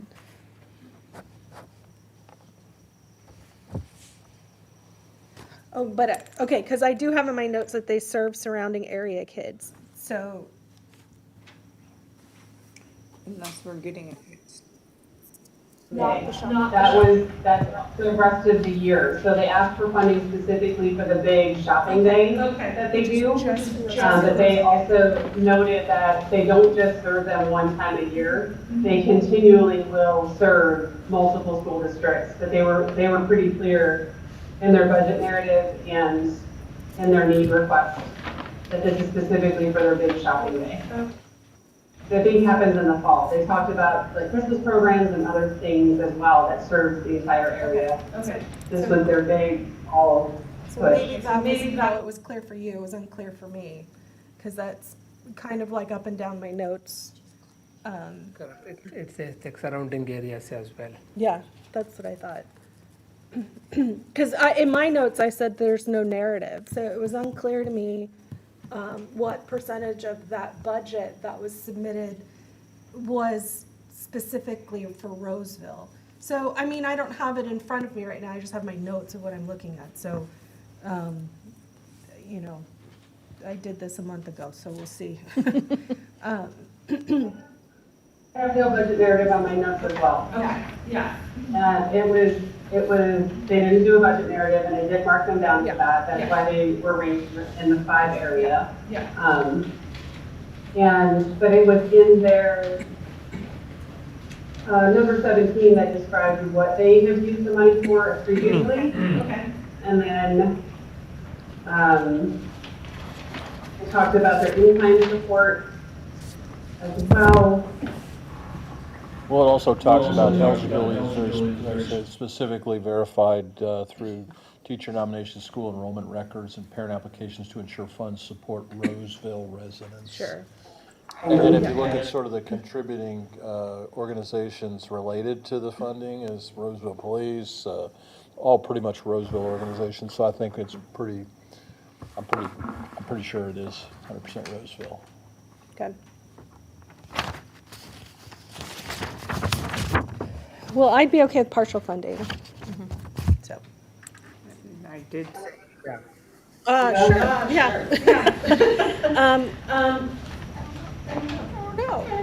Our agreement or the average is 13.5, which is 4,000 less than full funding. I think that's fine. Yes. I like fully funding, but I like fully funding. I mean, I'm going to make the point, but I'll go with find a number that works for everybody, but I support 100%. I'm okay with the partial funding. Support. Yeah, I did say, let's start it at that, and it sounds like negotiations are stalled at the. More than 13.5, and so I guess I'm looking for consensus on fully funding first. Okay. I agree with fully funding. Okay. And I support fully funding. Is there anybody else that supports fully funding? It's fine. Yeah. Yeah, it's fine. It's fine. Not peer pressure, we're just asking for the. Okay, we gotta open for public comment before we lose this, so. I now open it for public. I now open it for public comment. Seeing none, I now close it for public comment. I make the motion, Meeks Harris makes the motion for the Tommy Apopoulos Fund for their Tommy Apopoulos Shopping Days 2026 project program. And we're voting on the $17,500 for fully funding. And you made your motion. Yes, I'm making a motion. Sorry, it's like one of those long things. I'm glad. I was gonna say, I need Carmen's notes here, our city clerks. I'll second it. Okay, thank you. Okay, a motion to fully fund Tommy Apostolus at $17,500. For a motion by Lauren Meeks Harris, second by Michael Murray. Commissioner Malasara? Yes. Commissioner Meeks Harris? Yes. Commissioner Murray? Yes. Commissioner Parker? Yes. Youth Commissioner Unadad? Yes. Chair Acosta? And Vice Chair Rosano? Yes. Thank you.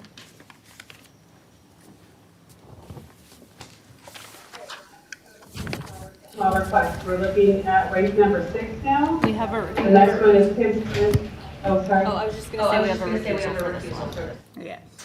I need to recuse. I'm recusing myself. I know a board member, and I feel better stepping out. Based on the appearance of a conflict of interest.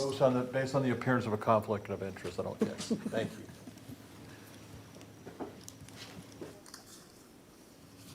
you. I'm head of the table right now, so I can't speak. Okay. We can start discussion now. You can start this. He's left the room. All right. Okay, so I will open it up for discussion. Anybody wants to start with? Just reading my notes. I have a lot, actually. I didn't have this. This one was brainstormed for me. Likewise, and this is Meeksher speaking. There was, nothing that kind of stood out, where could say, hey, yes, So I'm open to anybody's thoughts on this particular one. Glaring for me was in 1 year, they proposed to serve 900 Roseville residents with therapy. And that did not seem feasible. That's exactly my note as well. Not seem feasible at all.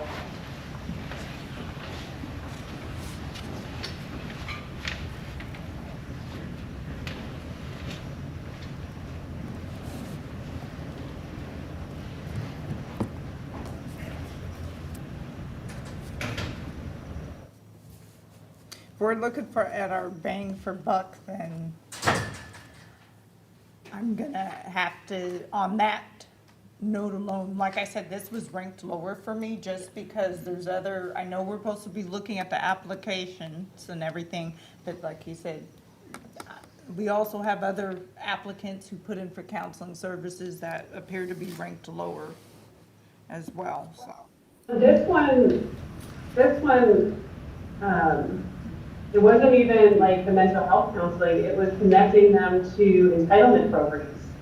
Like helping them get getting connected to CalWorks and HealthFresh, and I was like, there's like a lot of county programs that actually do that without like charging. No, you're right. It wasn't clear the need, like there might be a need here, like maybe they serve people that like speak another language and they need support and help with that the county can't support, but they just didn't make it clear what they were, like what the need was. Yeah. In terms of filling out paperwork to get them connected to entitlement programs. So I have in my notes that it kind of was like a two-pronged thing. So to support and benefit the access to programs, but also to put Roseville residents through classes. So the classes did factor into it. Of course, I have no idea how much it costs for the classes. Right, there was nothing about the classes, and it was to maintain eligibility and comply with the ongoing requirements of the entitlement program. Okay. So I was like, well, I'm not clear on the need for that. Like, how many people out there are needing that support and why? And then, I mean, because they made it simple. I mean, it's my understanding is that applying for benefits, like outside of a few of them, like I haven't heard of a nonprofit that needed $10,000 to help people get connected to entitlement benefits. And I have that as well. It talks about need vaguely. There's no figures or anything to support what they were claiming. Just general statements. So again, I had no idea how they arrived at the figure they were asking for. And then also, when it asked for additional funding, they had said that there isn't any. It would just be big grant that they would get from us. So when I factor in like the whole sustainability aspect of it, you know, I go back and forth with some of these when we're the only source of funding for something. And, you know, and it's supposed to be an operational situation. And at that point, do you just like, I mean, is this the only thing that, you know, if you don't get funding from us, do you just not do this? Is that the deal? And then how can you say then that it would be a sustainable program if we're the only person that you're getting money from, or the only organization you're getting money from? You don't have a sustainable program. So I don't know, I was confused. So I didn't rank them very high. I'm trying to think where I had them. And I didn't. On this one, I ranked them lower Yeah. and I did not fund Yeah, them. I did the same. Yeah. Now, after you guys mention all that, one thing, and again, this goes back to being the ability to link into resources, having, and I've talked about this before, somebody who's been on and off public assistance throughout my, I won't say entire life, but a good portion of it. There are, and I see the need, however, I do feel now that a lot of like federal, county, city, and all of them are more interconnected, especially I will give Placer their little pat on the back for that. Because I did arrive in Placer County without a job when I first came here about 5 years ago. And so I'm gonna say, because they didn't give a particular, and I'm going to agree with my other two commissioners here, Rosano and Parker, so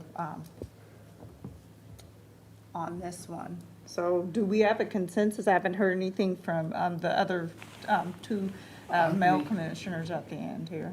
I see that the majority, they are requesting for 10,000 and it's for the salaries and the, what is the other one? Mostly for the printing supplies and postage, right?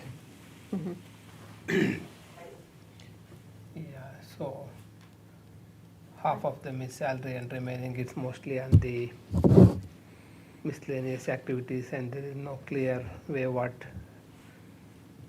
they are doing exactly. So I'm okay either to not donate or even partial is also okay with me, because they are, I think, top 6, right? So it should be fine. Commissioner Unida, do you have anything that you want to add? Not really, but I also agree on probably giving them no funds. I also agree that they weren't as specific on their application, so I think it would be appropriate to probably give them no funds. Okay. Okay, so it sounds like we have consensus. Yes. Vice Chair, do you want to open it for public comment for me? I will now open it for public comment. Okay. Sorry, I'm with Kids First. I didn't write the application. But just representing, so really quick, on sustainability, it was a one-time request. Okay. So it wouldn't be sustainable. It was just a one-time thing. Just, it's with the huge cuts in the mental health cuts that are going on. It was to provide the classes to help those. And the classes are after hours, because we find that a lot of the county offices are open. And obviously it wasn't explained very well in there. The county offices are open until 5 o'clock, 6 o'clock, and a lot of the working class can't get there. So the classes would be after hours or even on weekends. That should have been included in there also. But there's amazing nonprofits in our area who are doing similar work with that. A lot of it is, here's a pamphlet and go fill it out. What we're trying to do is the classes to show. So it'd be similar to this of, hey, can we walk you through what it looks like? We have certified people who would help walk through that. So that should have been explained a little bit clearer on that. But yeah, that's it for that. We could have done a better job for sure of hearing your guys' input on being a little bit more clear on it, but just wanted to, the sustainability, what would differ for us, and then just with the cuts to mental health, just being able to have the opportunities to get in there and tell people kind of where where they can get those resources, the benefit access and eligibility support, just being able to walk somebody through instead of saying, here's a pamphlet and how to figure it out. sometimes it can be a little daunting, maybe in a different language also, so.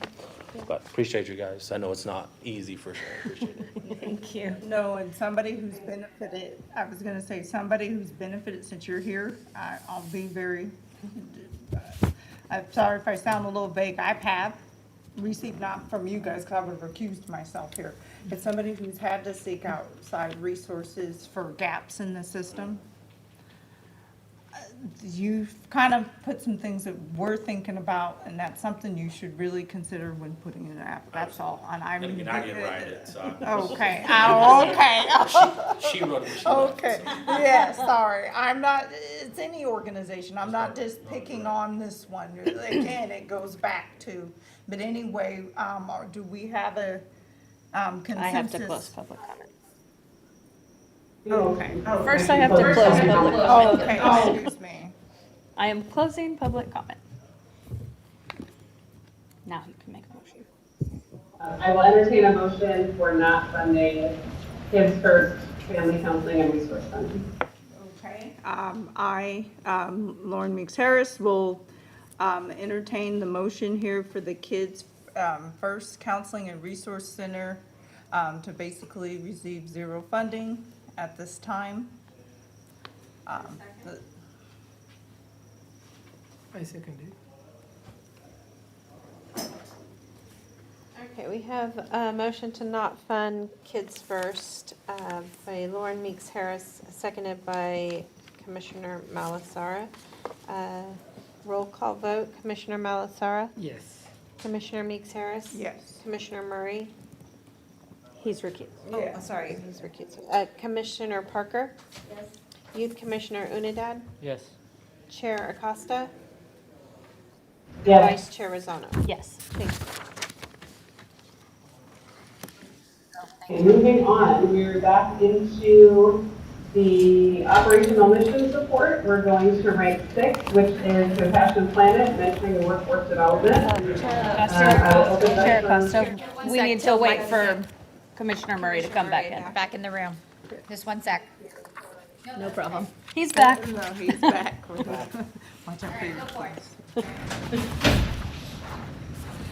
I'm used to the door being right here. I think you guys go down the wrong hallway now. He's back and we can talk.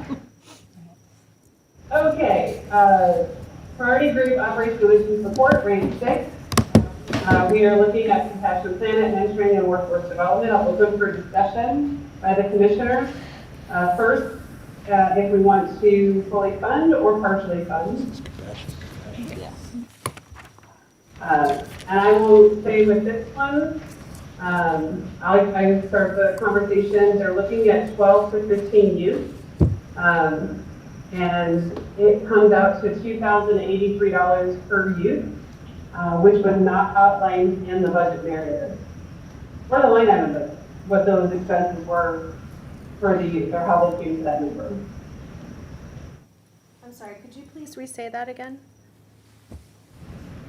Yes, so in number 15, they described that they are looking at serving possibly 12 to 15 youth with workforce development activities, training, on-the-job training, workforce development, which comes out to $2,083 per youth. But the narrative does not outline what that cost would entail. Okay.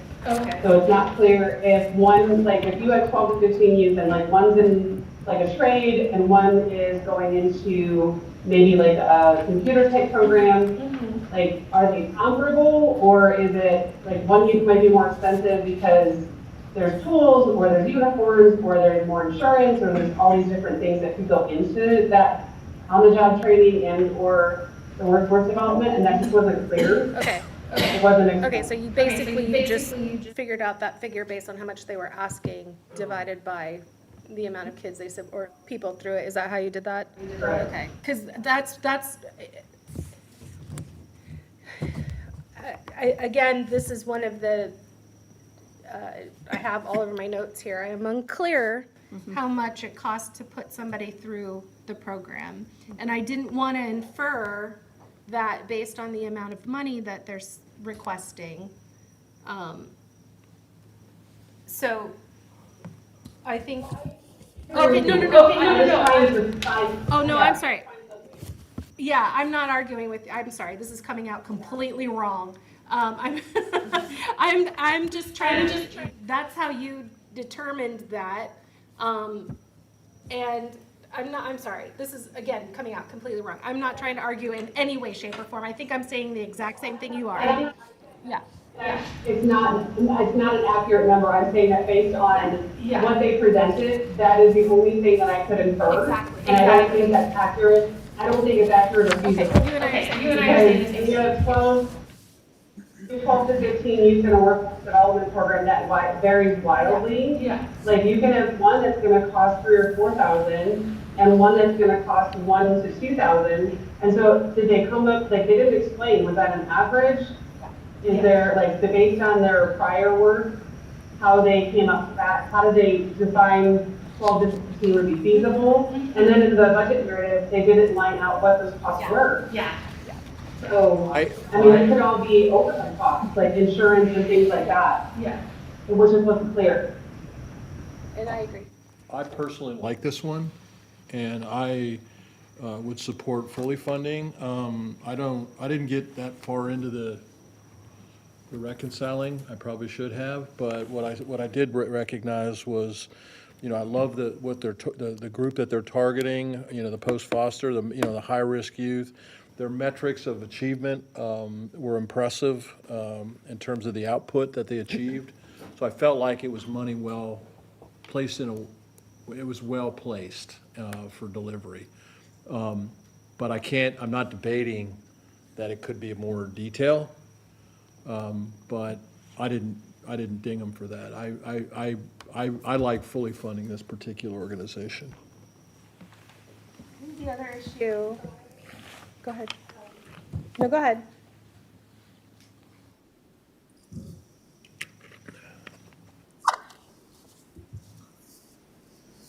And some of the things, and they outlined some local partners.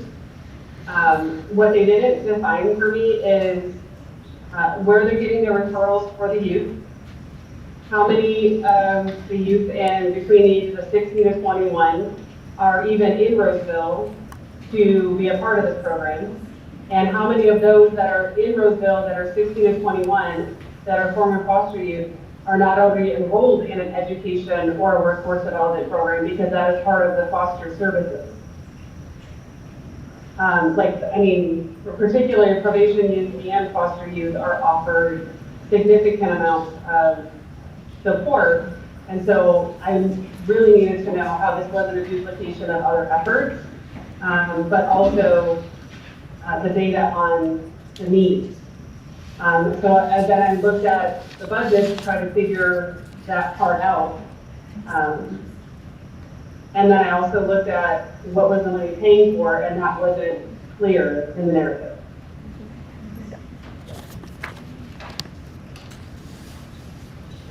I had this one ranked a little bit lower for all the same reasons. Have both already said. My recommendation was to fund it at 10,000.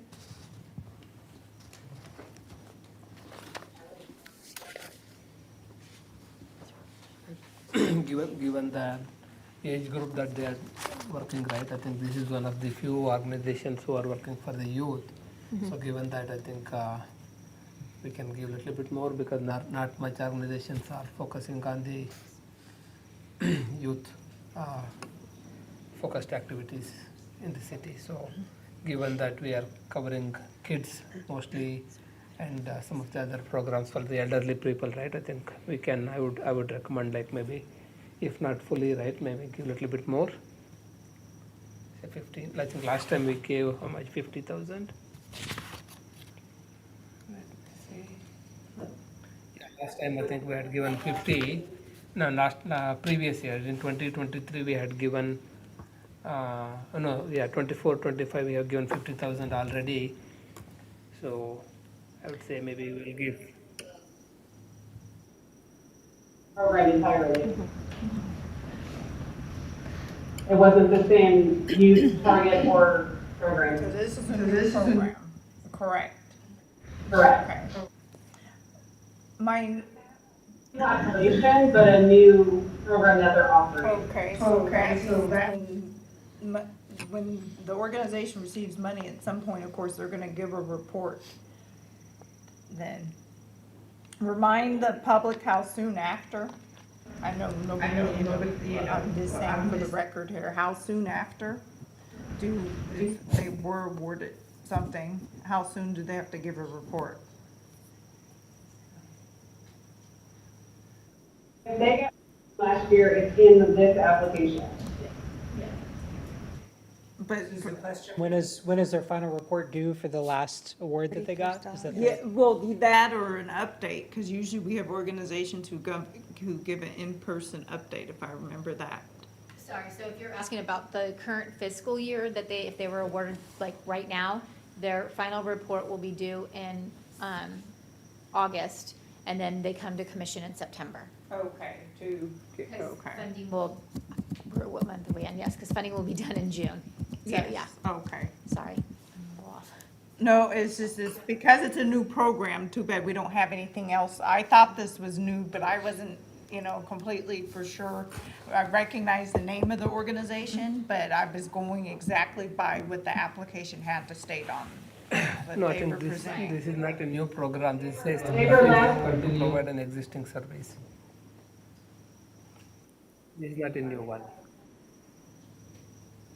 The last funding that they had was in 24-25, and it was not a workforce development program. It was to support transition age youth, which was a different focus of that application, and that was funded when we had the ARPA funds. They did not apply for 25-26. Okay.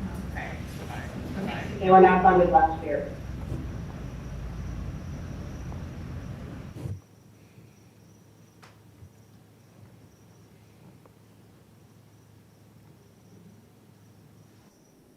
Same age youth, but it's not the same program support.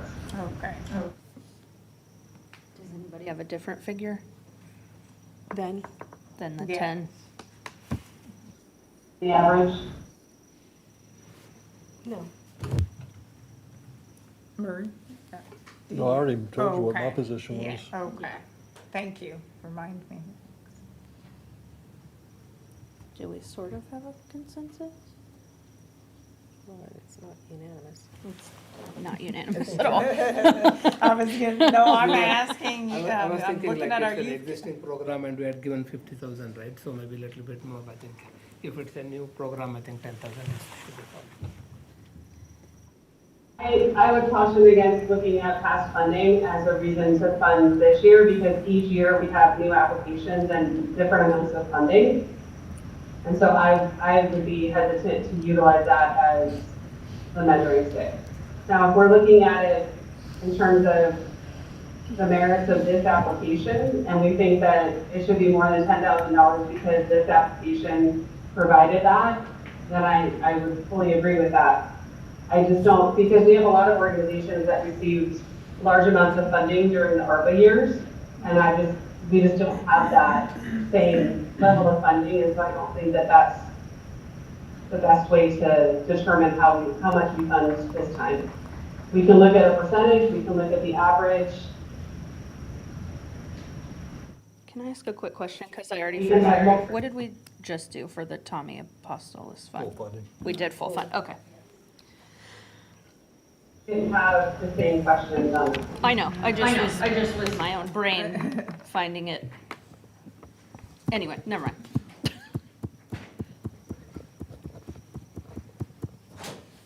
Okay, well, if half want to do a little more, do we do like a 17,000? Yeah, maybe 15,000 is also okay. Yeah. Oh, five. We've done the 50% on other ones that we have not fully funded. I'm okay with 50%. Yeah, 50% is also okay. It's fine. Yeah. It sounds like we have consensus. Do we have more discussion? No. No. I will now open it up for public comment. Seeing none, I will close public comment. I'm entertaining a motion. And the compassion plan and mentoring program at $12,500. Motion for compassion planet for $12,500. I second.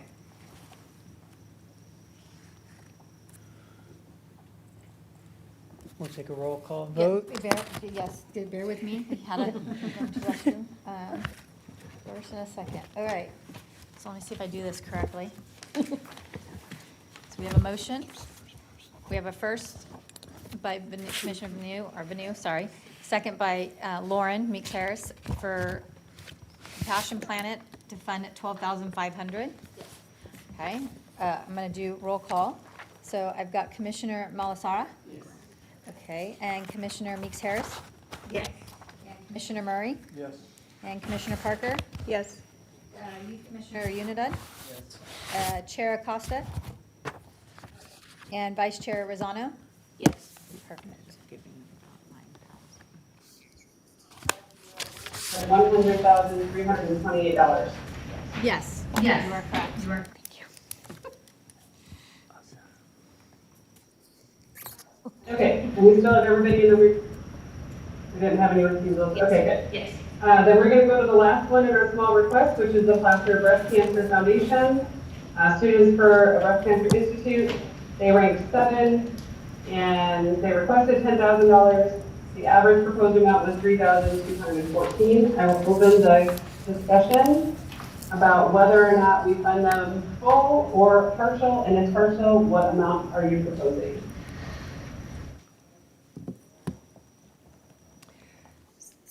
Yeah.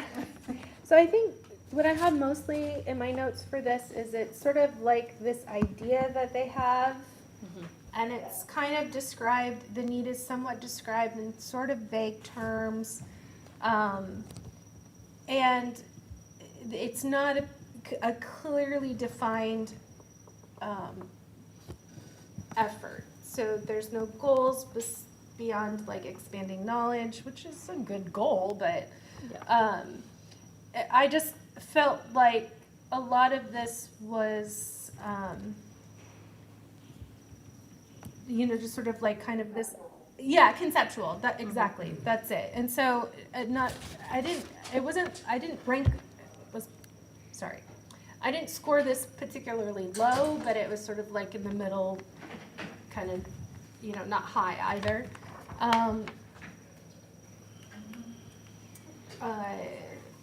So that's my first pass over my notes. I'm sure I'll find some more, but I'll let other people talk. That's all my same notes. I said program's still in the planning stage. There's no real implementation timeline. The success metrics were kind of weak so far. Obviously this organization does really incredible work, but the specific program just didn't feel ready. Great. And then again, not on being ready, I was looking for them to possibly have other partners, given that, as we know, breast cancer is a huge thing here that's been a focus here in Roseville and among the nation. So I was looking to see if they have, did they have something like Kaiser Center Health or UCD or somebody else behind them? And I didn't see that unless some other commissioner saw something I didn't see. No. I really wanted to hear our commissioner's opinion on this one, being that it was geared towards students, that maybe there was a perspective that I might be missing. I actually ranked this one 6 out of 8. I also agree that there's definitely some more commitment they should add on, rather than just being in the planning stage. I gave it partial funding, $2,500, but I'm also open to giving it no funding, because although it is really a known thing in especially here in Roseville about the education on breast cancer, I feel like there's probably, if I'm not sure, was there additional funding from other?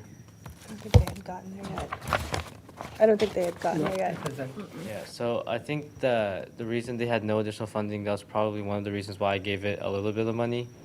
But other than that, I would give it 0. So Oh, I'm sorry. I was just gonna, that's it. I wrote down low cost, high impact. I think this is so prevalent, and this is, I think, 10,000 to me, the way it was described in their application, represents seed money to something that, well, I think, I believe from reading that application and being familiar with the efforts that, organizations that are involved, I just think that, I voted for full funding. And this one, I think there was enough touch points, 8,000 kids. I mean, they've got a strategy to attack a large universe of people, young people in particular, and prevention and this and that. And I felt that was a small investment for the level of activity that they were getting ready to deploy. So I really didn't look for a whole lot of validating evidence of costing and this and that. I just felt that the effort and the amount reconciled, and I voted for full funding. Yeah, me too. I think I had rated this high just because of the demography and the cause that they are looking forward, right? So I think I'm okay to fund it fully. So my, They talk about being able to reach the 10,000 students in the district. They gave no evidence that they are partnered with the district to do so. It is not easy to go onto a high school or a middle school or any campus for that matter to provide any type of education or conference or training or assembly or however they're going to do it, which they didn't describe. So you absolutely need to have a partnership with the school districts in order to do that. And they don't have that partnership quite yet, which leads me to believe that they're not ready to be able to do that. And so then we go back to, are they able to deliver what they are proposing without that partnership? Because if they're not able to get onto the school campuses, we don't have 10,000 students that we could possibly make that impact on. And they didn't describe how they were gonna do that. Like, what are, there's ways to kind of say, we're gonna do these topics, or we're gonna educate them on these things, and that's why, because we know that, the average woman is diagnosed between 35 and 45, and that's the age of these kids' moms, right? Like, anything like that would have been helpful, but to even just say that they already have established partnership with the districts to be able to go into the school districts to provide that service, that wasn't in there as well. So my big concern in terms of not having a clear plan is that if I understand everything correctly, they're required to spend the money within the year, right? So if they aren't able to do that, then that money has to be returned, and then now we've deprived another organization of the funding. And so that's really my biggest concern, is that if they can't deliver, we've now tied up these funds for another organization that could have. And so while I fully think it's an amazing idea, yeah, I'm just concerned about that. I feel the same way. And I think this is the hard part of the meeting, right? We're down for our last $100,000, and it's going to be, these are all really great organizations, and we have to get nitpicky. I may be reading more than I should introduce here, but I think I know folks that are associated with this, and I don't think, that's probably why I have a much higher level of confidence in how the seed money is being placed. But I don't disagree that it wasn't articulated specifically in the application. So if that is a mitigating circumstance for granting funding, I can't debate that. However, I don't thinking that they're going to be delivering the money back is, in my brain, is like a non-option, but that's possible. But so for me, I'll support what the commission does, because there could have been more details, but I just felt the amount of money and sort of the overall strategy that they've articulated is very deployable, and I believe that it will be deployed. So that's why I voted for full funding, but I respect the rest of the commissioners here. I appreciate that, Commissioner Murray. I will say that we've had money returned to us in the past. I don't doubt you have, but I don't think this is one of them, in my opinion. I hope not. Well, they may not get anything, so maybe that won't be a problem. Oh, the way I look at it is, I'm hoping each organization, and I'm now speaking to people who are gonna probably re-watch this a few times. You know, don't let it be discouragement when you say, you know, you're in planning process. That just means you gotta prepare. And I bet you we're not the only organization, if you're asking for money. In the future, not necessarily from the city, but from other places, they're gonna be asking the similar guidelines. Some of us having a grant background and things like that. I don't wanna speak for anybody, but I know, speaking for myself, there's certain guidelines that you have to meet.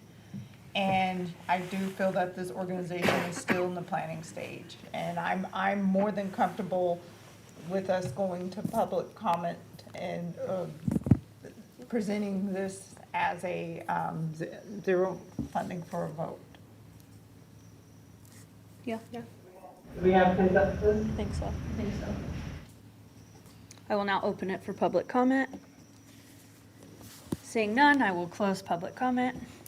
And I will make a motion to, for Placer Breast Cancer Foundation to receive zero for their Students for a Cure Breast Cancer Initiative as a motion at this time. Not saying please don't come back, but anyway, I guess we're going to a vote now. I'll second. Sneva, I'll second. Yes, thank you. Commissioner Meeks Harris made a recommendation for no funding to the Placer Breast Cancer Foundation. And Commissioner Parker has seconded the motion. All right. Commissioner Malasara? No. No. Commissioner Meeks Harris? Yes. Commissioner Murray? No. Commissioner Parker? Yes. Youth Commissioner Unidad? Yes. Chair Acosta? Yes. And Vice Chair Rosano? Yes. Motion passes. So there would be no funding to Placer Breast Cancer Foundation.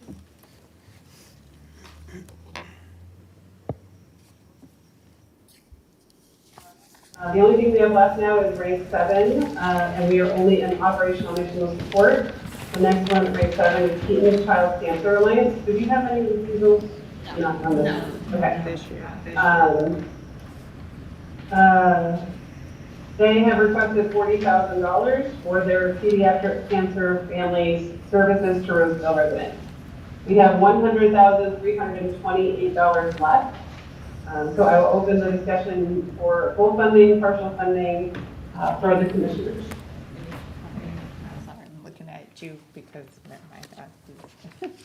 No, I'm trying to do is try to read people on this one. I could go either way. I admit on some of these just because of, I didn't necessarily score as high on certain programs this year. I've been focusing, I admit,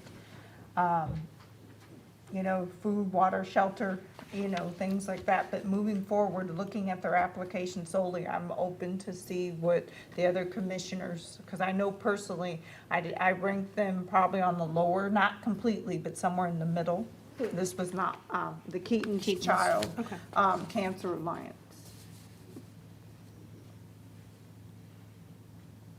I didn't have any like glaring things with theirs. They're kind of in the middle for me. I didn't have anything. I thought they had really good volunteer work. They had good collaborations. They had funding from multiple places that supported their organization.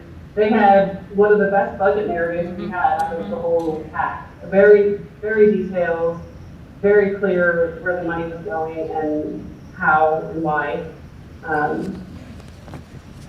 And I had them in the middle of the pack as well. I think they are telling that 10% of the clients served are Roseville residents, so maybe I think we can do some partial funding, and also I think they're getting, if we don't have the fully funding, right, I think they have a good backup plan as well from various hospitals and initiatives, so I think even partial funding should be fine.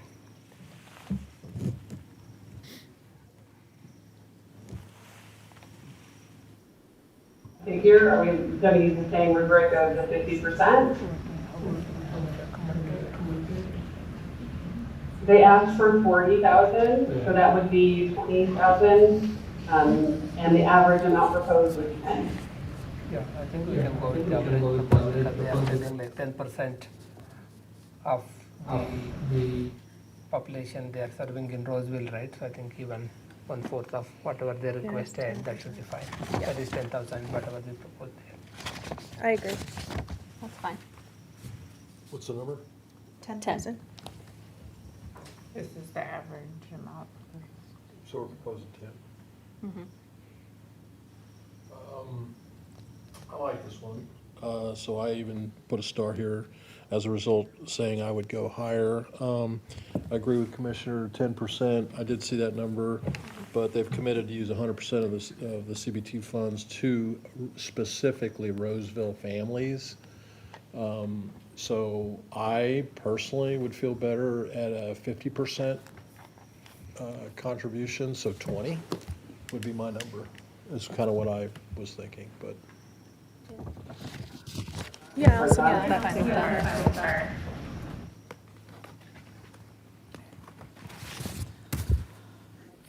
Sound like we have consensus at 20,000 for Keaton? Yes. I'll now open the Can we open it up to comment? Seeing none, I will not close public comment. I entertain a I'll make a motion. motion that we fund the Keaton Child Cancer Alliance for 20,000. And I second that. Okay.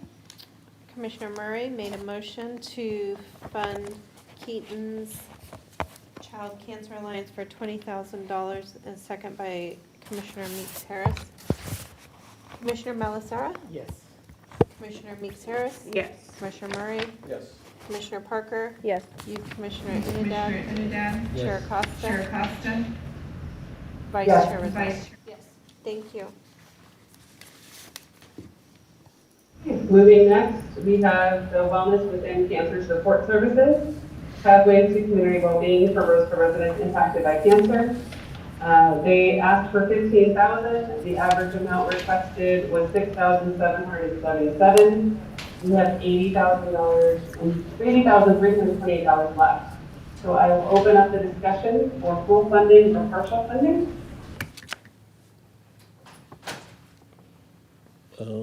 I liked this one. I would be open to like 10,000. I had notes here. I really like this one. And I'm looking for, oh, here we go. You know, this is such a prevalent area, as we all know, and it's no-cost programs. And, you know, just being in Roseville as long as I have, I know many people that have benefited. I've seen sort of the benefits that come out of their programs. They address, you know, the psychosocial aspects of having a cancer diagnosis, which is significant. I felt like the amount that they asked for was very reasonable. And so I would make a suggestion that we fully fund this one. I will support that. I'm fine with that. The commissioners, Now, they've asked, this is the same program. I believe they came before us before, and if I remember correctly, I would say Commissioner Parker actually did a walkthrough a couple years ago. if I remember, I have one of those memories. Anyway, no, I remember you accepting the assignment to go see them in person. And so knowing that I remember that anyway, the point is, I guess I'm looking for is, since it does do a service in Roseville, and I know it's been a while since you did a walkthrough, did from what I know we're supposed to, based upon the application, how did you feel that they did this year? If you're allowed to give your personal, Well, I didn't. if on your notes. or- In my notes here? Yes, yes. I mean, in relation to my previous. Well, not necessarily previously, but this even now, what was your thoughts on the, from your notes on this particular? I think what I have here, because I scored them kind of like just, in the middle. I'm trying to parcel out exactly what I was trying to say in these notes. Okay. Because I think, to me, it was like, it was unclear to me if this is the funding for this particular program or just parts of it. So if that makes sense, and I don't know how to explain that very well right now, because I don't have the application in front of me. But I didn't know.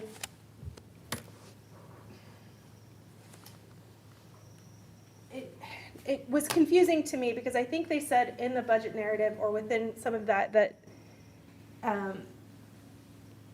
they can still operate, but there's no other funding associated to this, if what I was reading was right. And that confused me. So if you've got a program, and I think this was in, like, adding something, right? That if you want, this is why I don't know how to, I'm coming across very wrong here. No, But it's like, I think in this instance, I was just very unclear about, like where additional funding was coming from, how exactly this funding was gonna get used. So, I mean, it was kind of clear and kind of not, so. Okay. But in relation to like my walkthrough, I don't know. No, but meaning, okay, we know that they're legitimate, or Oh, they would yeah. have made it through the threshold to even No, apply. no, and- But, I'm just trying to do is justify, because I am open to doing a partial, but it sounds like as a group, you guys wanna, fully. And I'm okay Correct. with that, I'm okay with that too, yeah, I'm Okay. okay with that, it's just Okay. I just think- want to make sure there wasn't any like holes or doubts, because other people are going to be, I already see the finger pointing from other organizations. They're probably going to be, I don't want to speak for any organization, but some organizations may say, well, you were nitpicky with this one, but you left so-and-so alone. So I wanted to make sure we're looking at there was no favor to, that's all. But, and excuse me, we can move forward, I'm done.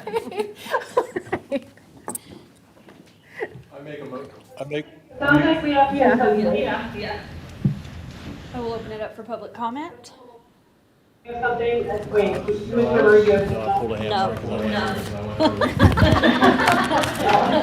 I'll open it up now for public comment. Seeing none, I will close public comment. Now you can go. I'll entertain a I motion. was gonna make a motion that we fully fund wellness within cancer support services for 15,000. I second that.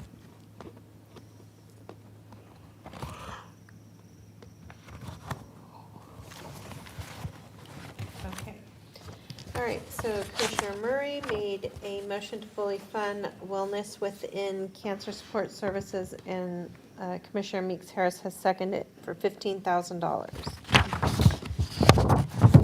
Commissioner Malasara? Yes. Commissioner Meeks Harris?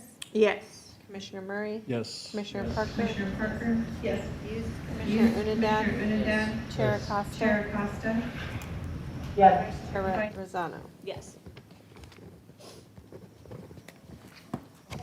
Okay, if my numbers are correct, we are at $54,328. 65. $65,328 is what we have.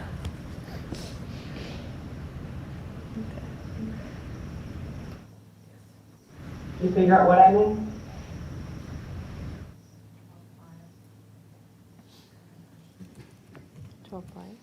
I'm just saying if hers is Wait, off. yeah, compassion was 12.5. Right. Did she get that? Oh, they gave us 100, 328. Right. Then we gave 20,000, took us to 8328. And then this is 15. Yeah, it was 80,328, right? 80? Right, yeah, And then 80. minus 15, And now this one is 15. right? So 65,328.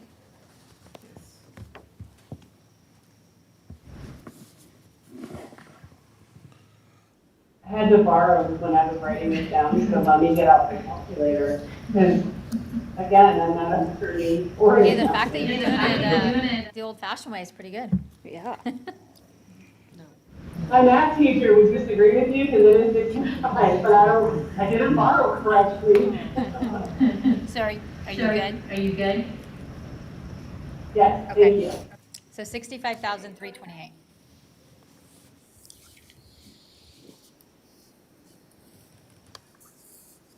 2,000. If we fully fund, then we would have one more that we would partially fund. And if we partially fund the next one, that's almost the exact amount for the average. But beating the quick bill, ask for $60,000. I will open it up to the commissioners to discuss fully funding or partially funding them. So did I see that their business license was out of date? I think it was. That I don't have offhand. If it, Unless somebody has, I mean, I could have, I swear I like double and triple checked it, but. they were supposed to, they were questioned about it. If it was, that then they should have been in the process of getting it. But, sorry, I don't have, I can look up. Oh, they're looking it up. Okay. It should have been, I have a question. Am I able to take a quick run to the bathroom? And if anybody, if we need to take a brief recess, we can take a 5-minute recess if. In 2024. Oh, it is out of date. Yeah. and there's nothing at the bottom attachment wise. Well, she's checking. No, this is the one from 2024, is what they attached in Zoom grants. That makes them. Let's maybe take a brief recess and then I'll if look you, up. yeah. Do you want to call for a brief recess? Oh, you have to say Yeah, it. Oh, I motion for a brief recess? Oh, I motion for a brief recess. We'll go off the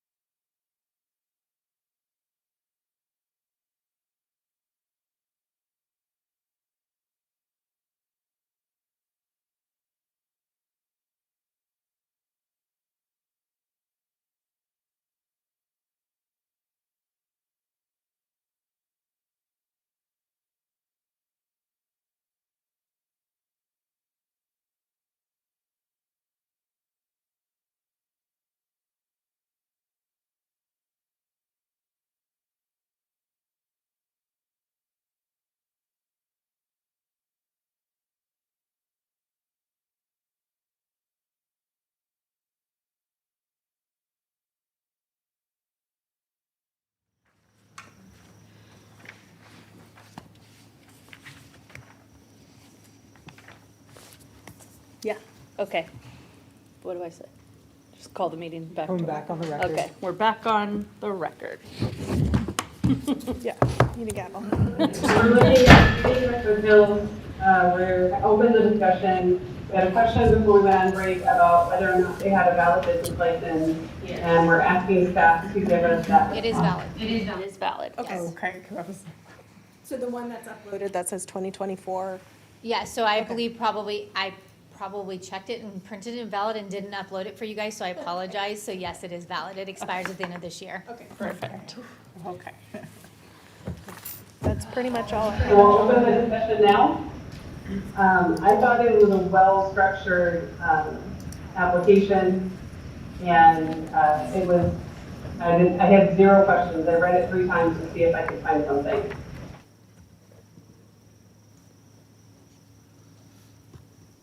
Others? No, that was my biggest Yeah, issue. I'm fine with it. I didn't have any issues. I just, given our budget, it was such a huge ask, Yes. so I'm okay not fully funding. Yeah. I'd even be okay with a 25% funding. Well, I will entertain that as well. The only reason I consider full funding is because of all of the organizations that they feed out from. And they listed all of those. Yes. So it is like an application for 10 organizations plus.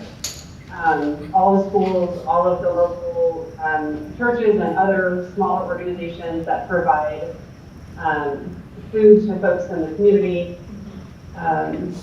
That was the only reason why I was vacillating between partial and full funding, because it was a whole big impact. Yeah. But I am open to whatever anybody else in the commission wants to do. I'm open as well. I think given the current scenario, right, I think the more funding we give for this program, I think it will be helpful for the community. So if not fully, right, maybe at least we should give 50%. I was gonna say, I agree with, if we can't do full, let's do partial. Yeah. So do we have consensus on not doing full and doing partial, and then we just need to come up with the end? Yes. Okay. So then do we have consensus around 50%? I'm okay with Yeah. 50. Commissioner Murray? Yeah, this was one that I really leaned into. I think, they're a large organization, heavily resourced. This was kind of more of a working capital translation for me.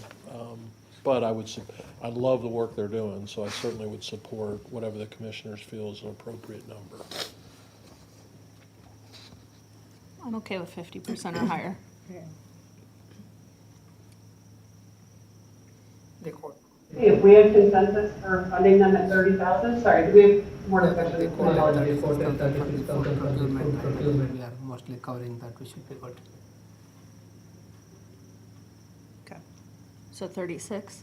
No, 30. 36 Oh. what they are told, but they are proposing for the procurement, but I think 30,000 should be fine. Okay. Yeah. 30 it is? Sounds like we have consensus. We're ready for public comment? Yes, I will now open it for public comment. Seeing none, I will now close public comment. I make a motion to fund at 30,000 for feeding the foothills. Second date?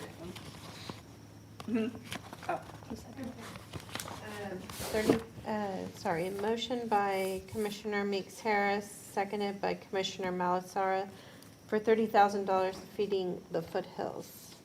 Commissioner Malasara? Yes. Commissioner Meeks Harris? Yes. Commissioner Murray? Yes. Commissioner Parker? Yes. Youth Commissioner Unadad? Chair Acosta? Yes. Vice Chairman? Thank you.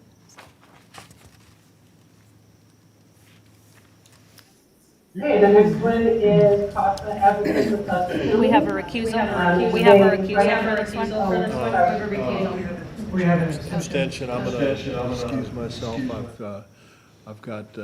I had a long affiliation with CASA is a former board member, know the organization well, and I'm just going to step outside as I feel more comfortable that I might look like a conflict, so I will excuse myself.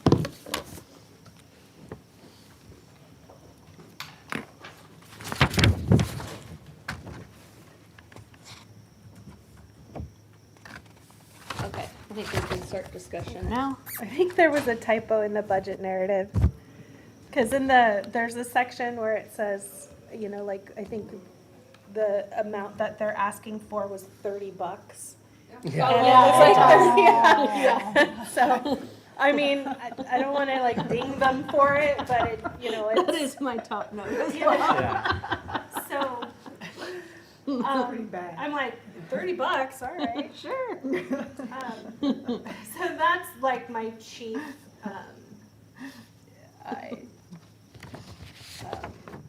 observation. I have a lot of notes, but I think this was a notey day where I was just writing stuff down because I don't see anything other than just notes. So I think, how much, where are we? Yeah, what do we? 35,000 left. We got 35 left? We have 35,328. Okay. I'd be okay with a partial funding maybe of Yeah. 20? Or half? Well, the average together was 5,000. And so I would have a hard time giving 20 when following what we've been doing from before. Yeah, that's fine. I was looking at my personal notes, not our, Average. not Yeah, our average. yeah. Our average. Threw out a number.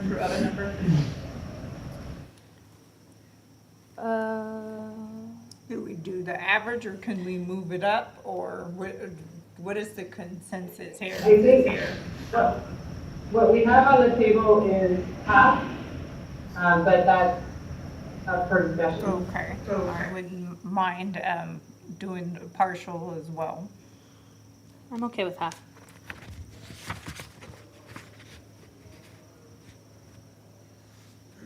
Yeah, half is fine. I think that's gonna work. Any more discussion? 50%. Last time 30,000 last time it didn't 15, should be fine. Okay. No. So I will now open it up for public comment. Seeing none, I will close public comment. Okay, I will entertain a motion to partially fund CASA of Placer okay, at an amount of $15,000. okay. The motion is to fund at $15,000 the Child Advocates of Placer County. Are you making the motion? Yes, I am. A second? Am I allowed to second? Yeah. Oh, Yeah. I'll second it. Okay. I would have been seconding I'm all sorry. meeting long. Yeah. A motion, I thought I couldn't talk. Lauren Lees Harris to fund CASA, Child Advocates of Placer County for $15,000 with the second of Vice Chair Rosano. Commissioner Malasara? Yes. Commissioner Meeks Harris? Yes. Commissioner Murray? Oh, I'm sorry, he's abstained. Commissioner Parker? Yes. Youth Commissioner Unidad? Yes. Chair Acosta? Yes. And Vice Chair Rosano? Yes. Okay, we'll get Commissioner Murray back. I'll let you know when he's back in here, Chair. He's back.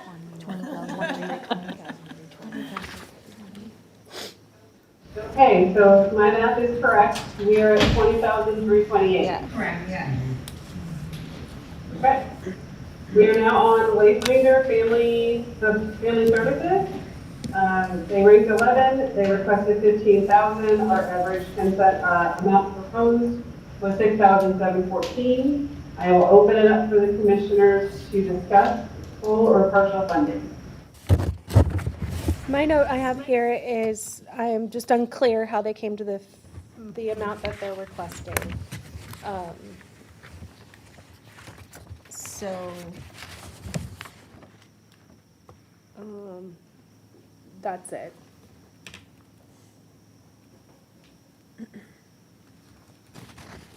admit, I ranked this one low, and so I'm open to what you guys have to say. I had this one right in the middle. Same for me.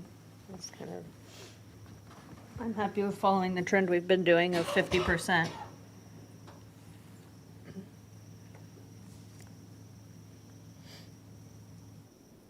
$7,500.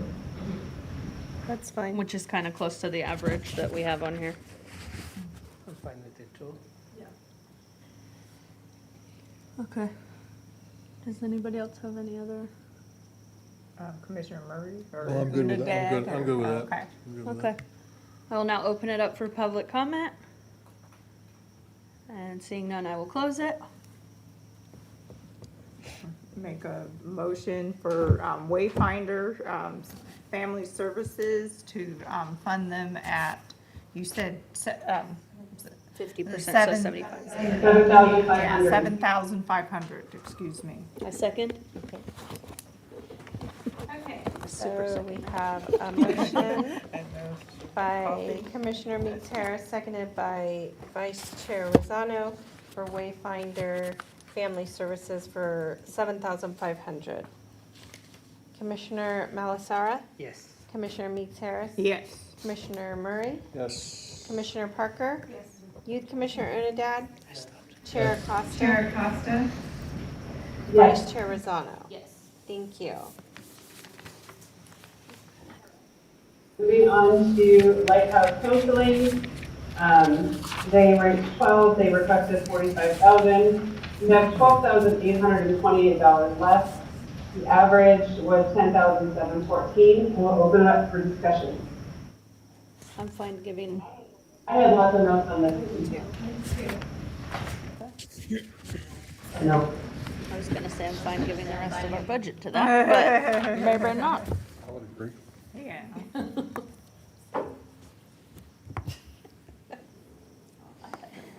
Yeah.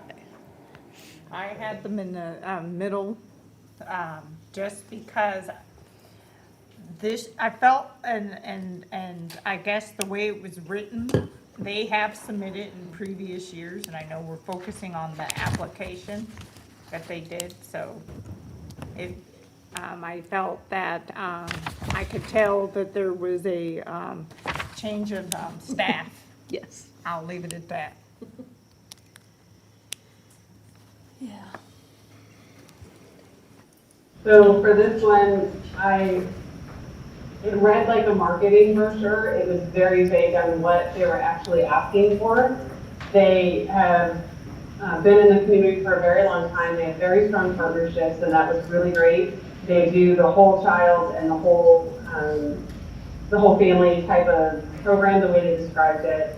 But they didn't give data from their actual program, which that bothered me on some of the questions. Like they listed out like these big, long, different partnerships and things like that, but didn't describe how or what those partnerships did and how that benefited the proposed program. They didn't describe the local lead. They gave national statistics and then they gave statewide statistics. But they talk about serving like all these families within Roseville, but had zero data on Roseville. And they've done a lot of work in the community based on what they're listing in here, but there's zero data on it. And that's concerning to me. Because there's a lot of national things that don't pertain to Roseville. But the statistics would say, 1 in 5, 1 in 3, but that's not necessarily what's showing up in our community. So that was concerning. The program wasn't well described of what this funding was actually going to do. And then the budget didn't describe the cost in the narrative. It was again, like, we've managed this fund before, so we're good for it. Like, we can manage the money well again. Yeah. And that's not, like, each application, each year is a standalone application.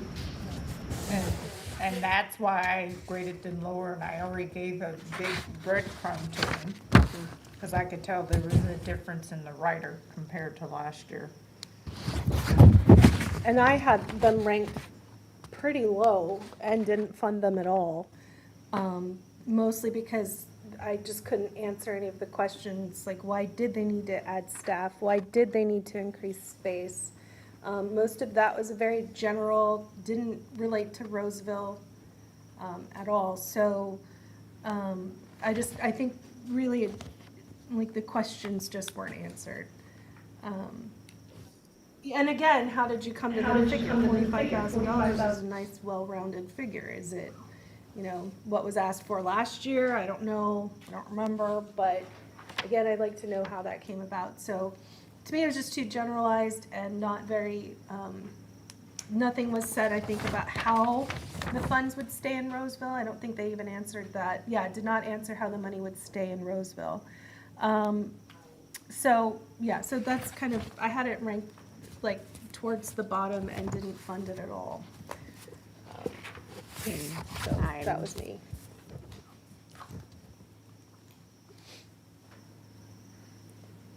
Oh, Additional discussion? did you have anything to add? No, Okay, I'm so looking I- at all the other commissioners, No, because I at don't this think, yeah, point, that- I'm willing to say 0. Me too. I agree. Or you can Sounds like we have consensus. Okay, I will open it up for public comment. I will make a motion. I got Oh, sorry. Seeing none, I will close public comment. And I will make a motion for the Placer County Law Enforcement. No. Oh, sorry, excuse me, sorry. Lighthouse Counseling and Family Resource Center to receive 0 at this time. I'll second. Thank you. Okay, so Commissioner Meeks Harris made a motion to not fund Lighthouse Counseling, and Commissioner Parker seconded. Commissioner Malasara? Yes. Commissioner Meeks Harris? Yes. Commissioner Parker? Yes. Commissioner Murray? Sorry, Yes. I skipped it. Youth Commissioner Unidad? Yes. Chair Costa?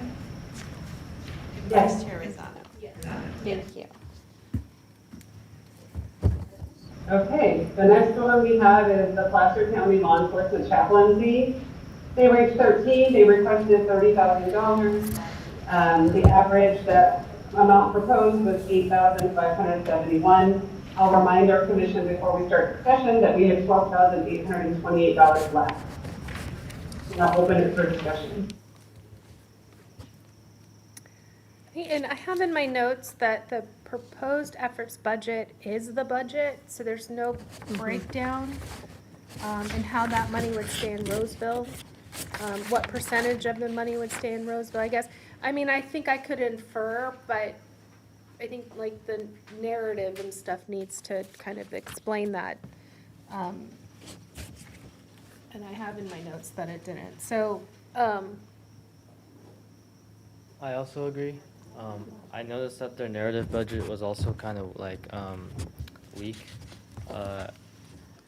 So like, I feel like to my belief, it was like, it's kind of challenging to ensure that most of the calls that they receive are from Roseville specifically. So I also decided to give it 0. So I thought, I thought that they did describe the needs. They said that they're, based on the population and their partnership with Roseville Police Department, that it was last year, I want to say, they said that they have critical incidents, community service events, and emergency call-outs. They serve 10,000 citizens and youth countywide, 1,150 to 2,500 in Roseville alone. So they did outline that. Their budget narrative was weak. I agree with that. But that was true across most of them. yeah, I feel like we need to revisit that. One of the things I noted for our May discussion, we need to put more detail in our January meeting on what a proper budget narrative looks like. But they did outline in their line items, they did outline other funding. They have $226,000 of other funding outside, but that included the $30,000 from REACH, but outside of that, they had additional funding, government contracts and things like that, that help support the program if they didn't get funded. And they also describe that. So their line item was okay, but their narrative was left a lot to be desired.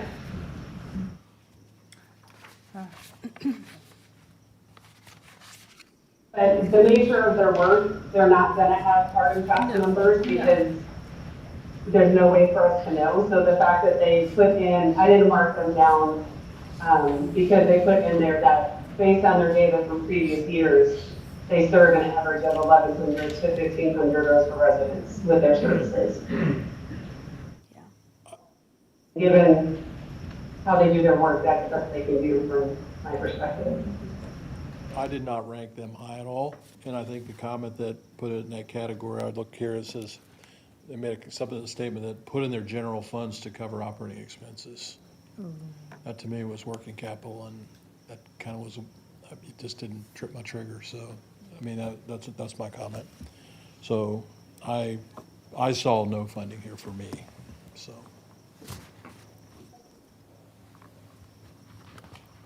I don't feel strong. I'm okay neither way, I don't think.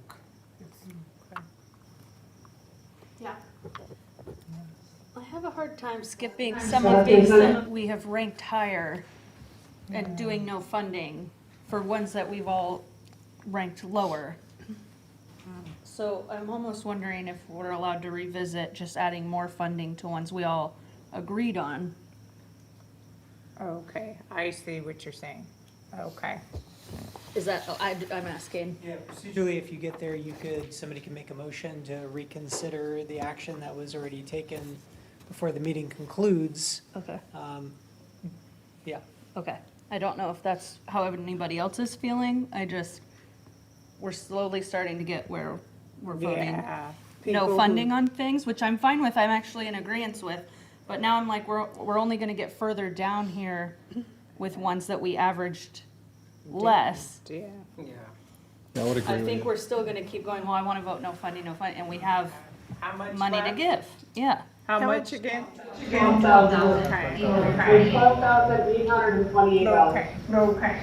So then I guess the discussion of that, are there, Nothing, all I was just concurring with Rosanna here is that I agree with the motion, if one could be made to go back and revisit. the discussion would need to be then, which ones are we gonna go back to revisit? And I would argue that we would revisit ones higher up on the list that Yes. we gave partial funding to. Yes. I would suggest we just go revisit Feeding the Foothills. Well, we partially funded 3. You know, we partially funded 3, which was Seniors First. And we partially funded Casa? Stand Up Placer. Placer. We partially funded Compassion Planet. So I would say that if we, well, that's farther down Yeah, you know what I'm saying? So, Yeah. ranking wise, right? Seniors Yeah. first is the first one which we partially funded was, Yeah, yeah, it was Seniors First. yeah, So they had asked for 30,000 and we gave what, 9,000? yeah. Is that what we did? 30%, Yes. yeah. We had valid reasons for getting $9,000. I would not be okay with adding more money to that. Okay. Then what about the next one down, Stand Up Placer?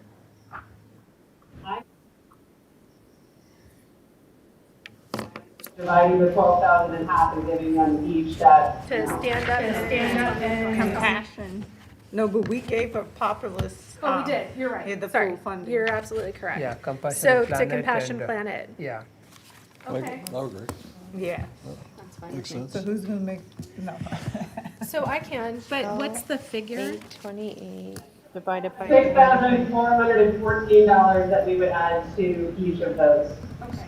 So you're gonna add it to, So we need to do open public The two that you're discussing? Stand-up plaster would then be. It was, stand-up plaster We gave 20,000. and compassion planet.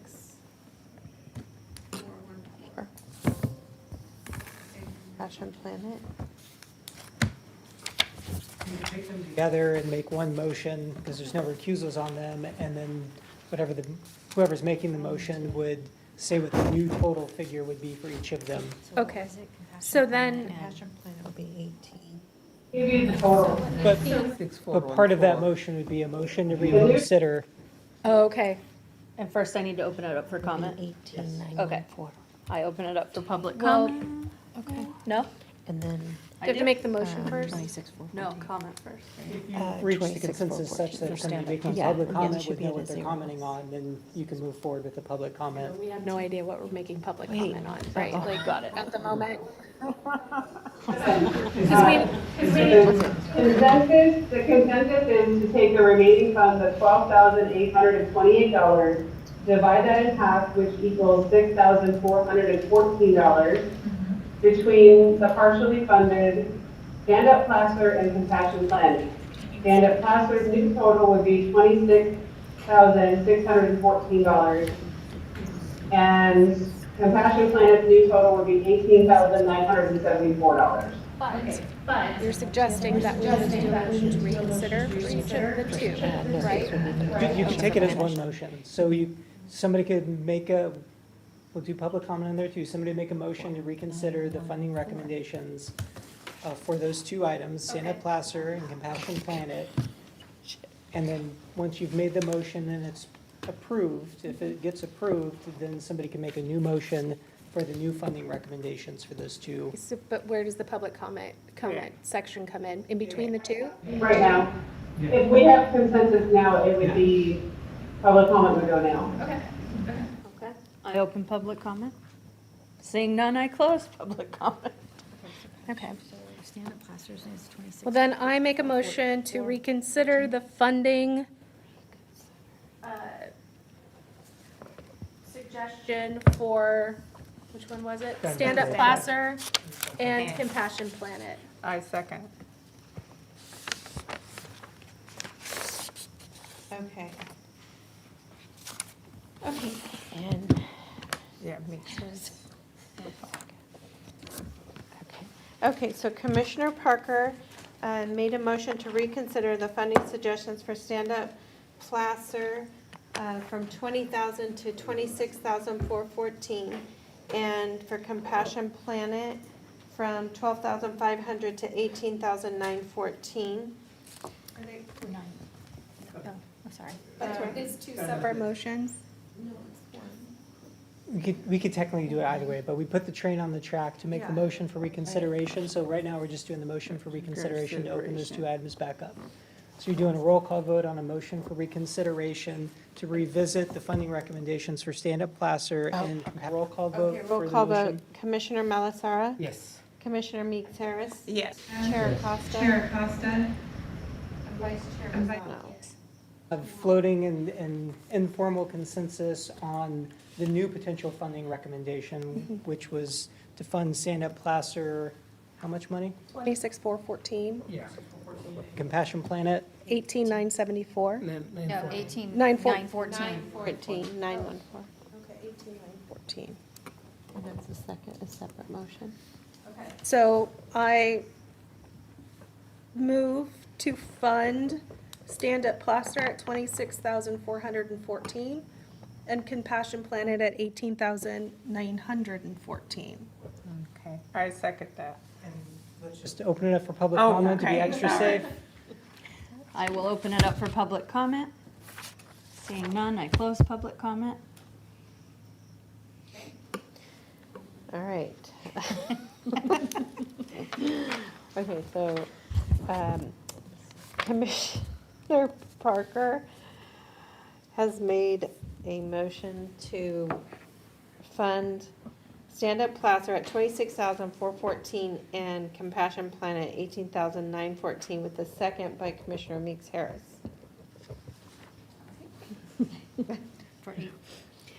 And, okay, so we'll take a roll call vote. Commissioner Malasara? Yes. Commissioner Meeks Harris? Yes. Commissioner Murray? Yes. Commissioner Parker? Yes. Youth Commissioner Unidad? Chair Costa? Chair Costa? Yes. Chair Lozano? Yes. We did it! Not there yet. We still need a motion to not fund the remainder of the ones, and we do have some recusals to contend with. So, so we can take a large group at a time that have no recusals. Okay. As one motion. Yep. Yes. That sounds good. Yeah. Any more papers? So the consensus is for the remaining applications that haven't gotten a positive funding recommendation, the commission is going to recommend potentially no funding. And so now you can open up for public comment. I open it up for public comment. Seeing none, I close public comment. Okay? And then Oh, okay, make a and motion. now Okay. somebody could make a motion for all of the remaining items, minus the ones with the recusals, if you can read off if you tracked where we are. Where are we? You guys left off on Placer County Law Enforcement Chaplaincy. You Yeah. did, that was kind of the last. Yeah. Yeah. So Well, do I because- just read the ones that are having recusals, basically? Yeah, that aren't. Okay, that aren't highlighted in yellow? Yes. Okay. Here is, I was gonna say, I would like to make a motion to fund 0 on the on the items that are not a part of the recusal, which are Roseville Police Activity. Placer County Law Enforcement, excuse me. Placer County Law Enforcement Chaplaincy. And then Roseville Police Activities League, St. Vincent de Paul Society, Roseville Conference, Hart's Landing Ranch, Royal Stage Performing and Visual Arts, Wera Incorporated, Hearts and Hands Counseling, Sierra College Foundation, The Gathering Inn, and Placer Justice Foundation, Granite Wellness Center, and the Boys and Girls Club of Placer County. I'll second.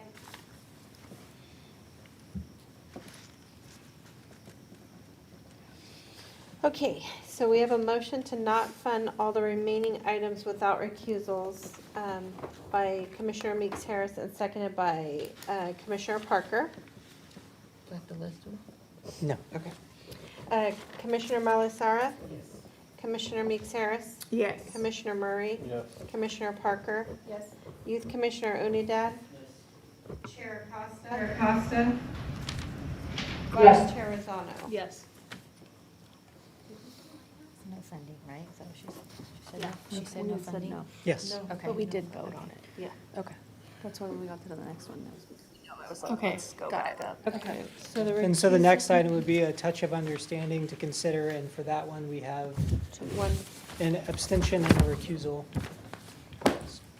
So you state for the record, Yes. I think mine was the recusal, yeah, because of a personal friendship with the executive director. Is that what I said? appearance of a potential conflict of interest, An and so appearance you're of a recusing yourself. Okay. An appearance of a potential conflict of interest, so I've recused myself. I'm abstaining from participating because I had access to information from the organization outside of the application.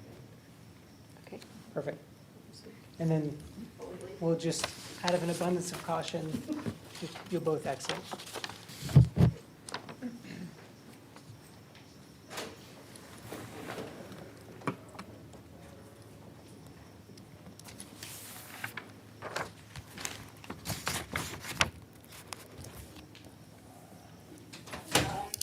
Entertain a motion? I was gonna say, I make a motion for, to not fund a Touch of Understanding Incorporated.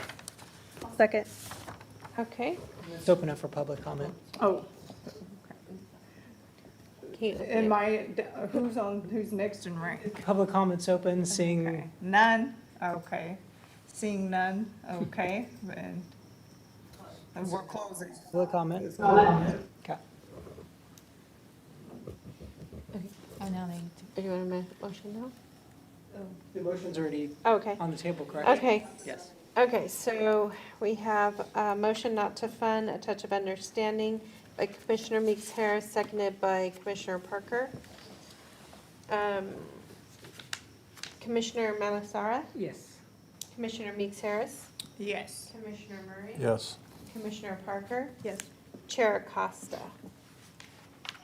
Thank you.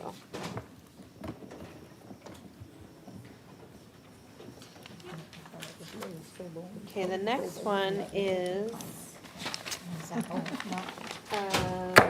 Roseville City School District Foundation.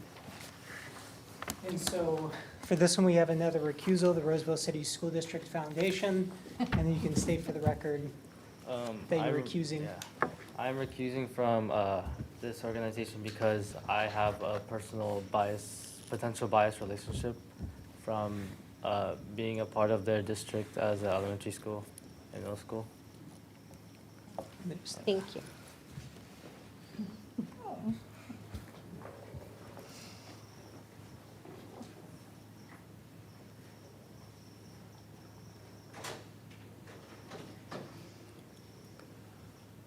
Okay. Motion?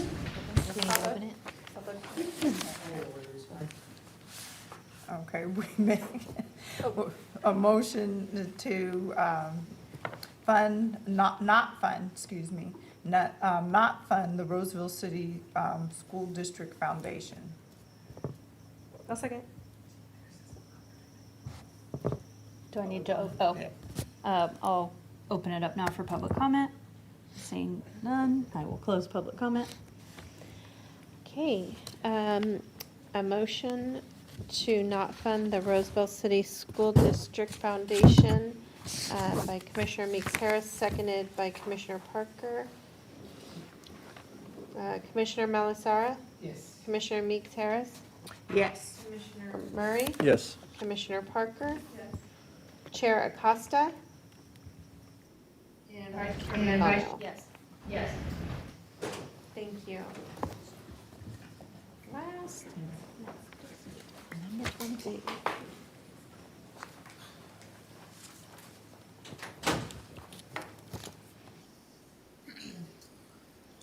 Oh, no, we have a recusal. We have, yeah. So as Commissioner Parker, I will need to Abstain. abstain, thank you, because I have extra knowledge of the organization within the application timeframe that exceeds the application, so I will abstain. Oh, sorry.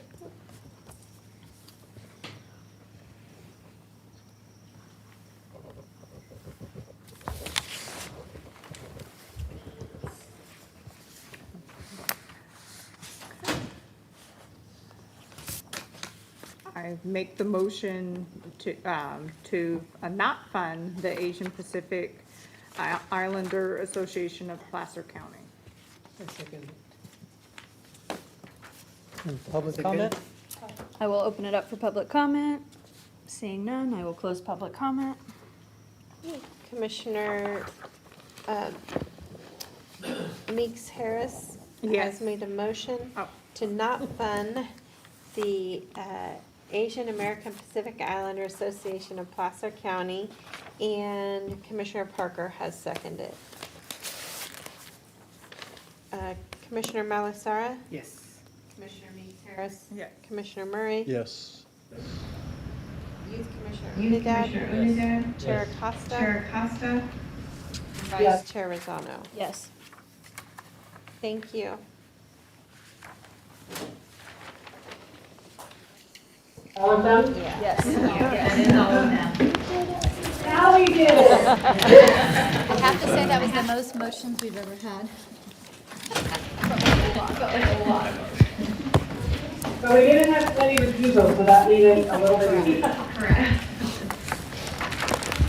Okay, so item is the staff commission report, and then I also have one other thing to add before we adjourn.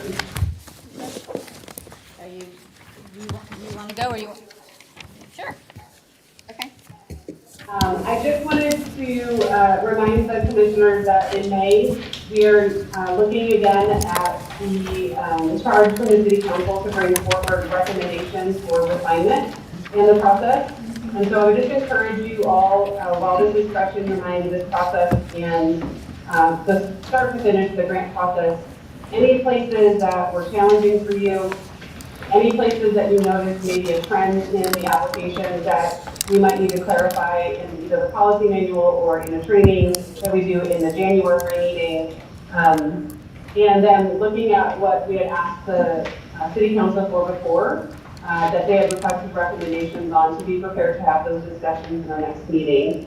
And that would be reading the county report, being familiar with the Citizens Benefit Fund, and really kind of looking at the policy manual and seeing where we can do some refinement. We'll also be looking at the questions, I believe. We look at the questions at the same time. So we can, if any of the questions that are either in our review process or in the application itself, if like they're not coinciding very well, then we want to call that out and we want to be able to have that discussion and see if they need to be refined a little bit. So I just wanted to put that on everybody's radar so you have some time to review some of those things and have your notes ready so we can have that discussion and provide recommendations. And just to bring it back to memory, we were looking at, because of the limited funding, looking at recommending a possible funding cap, looking at some other parameters that we wanted to discuss. So bring those forward and be ready to discuss those so we can get that together so staff can take that to city council. Did I miss anything? If not, I think that's everything. And I don't know if anybody else, any other commissioners have anything to add to that? We don't want to have a conversation because it wasn't agendized. Can I ask a question, because you mentioned, you had mentioned you want the questions brought to May, because normally we have that calendared for September. If that is something, no, So I'm just saying that, yeah, it doesn't have to be brought to May, but just take notes so that Okay. we have that Okay. ready.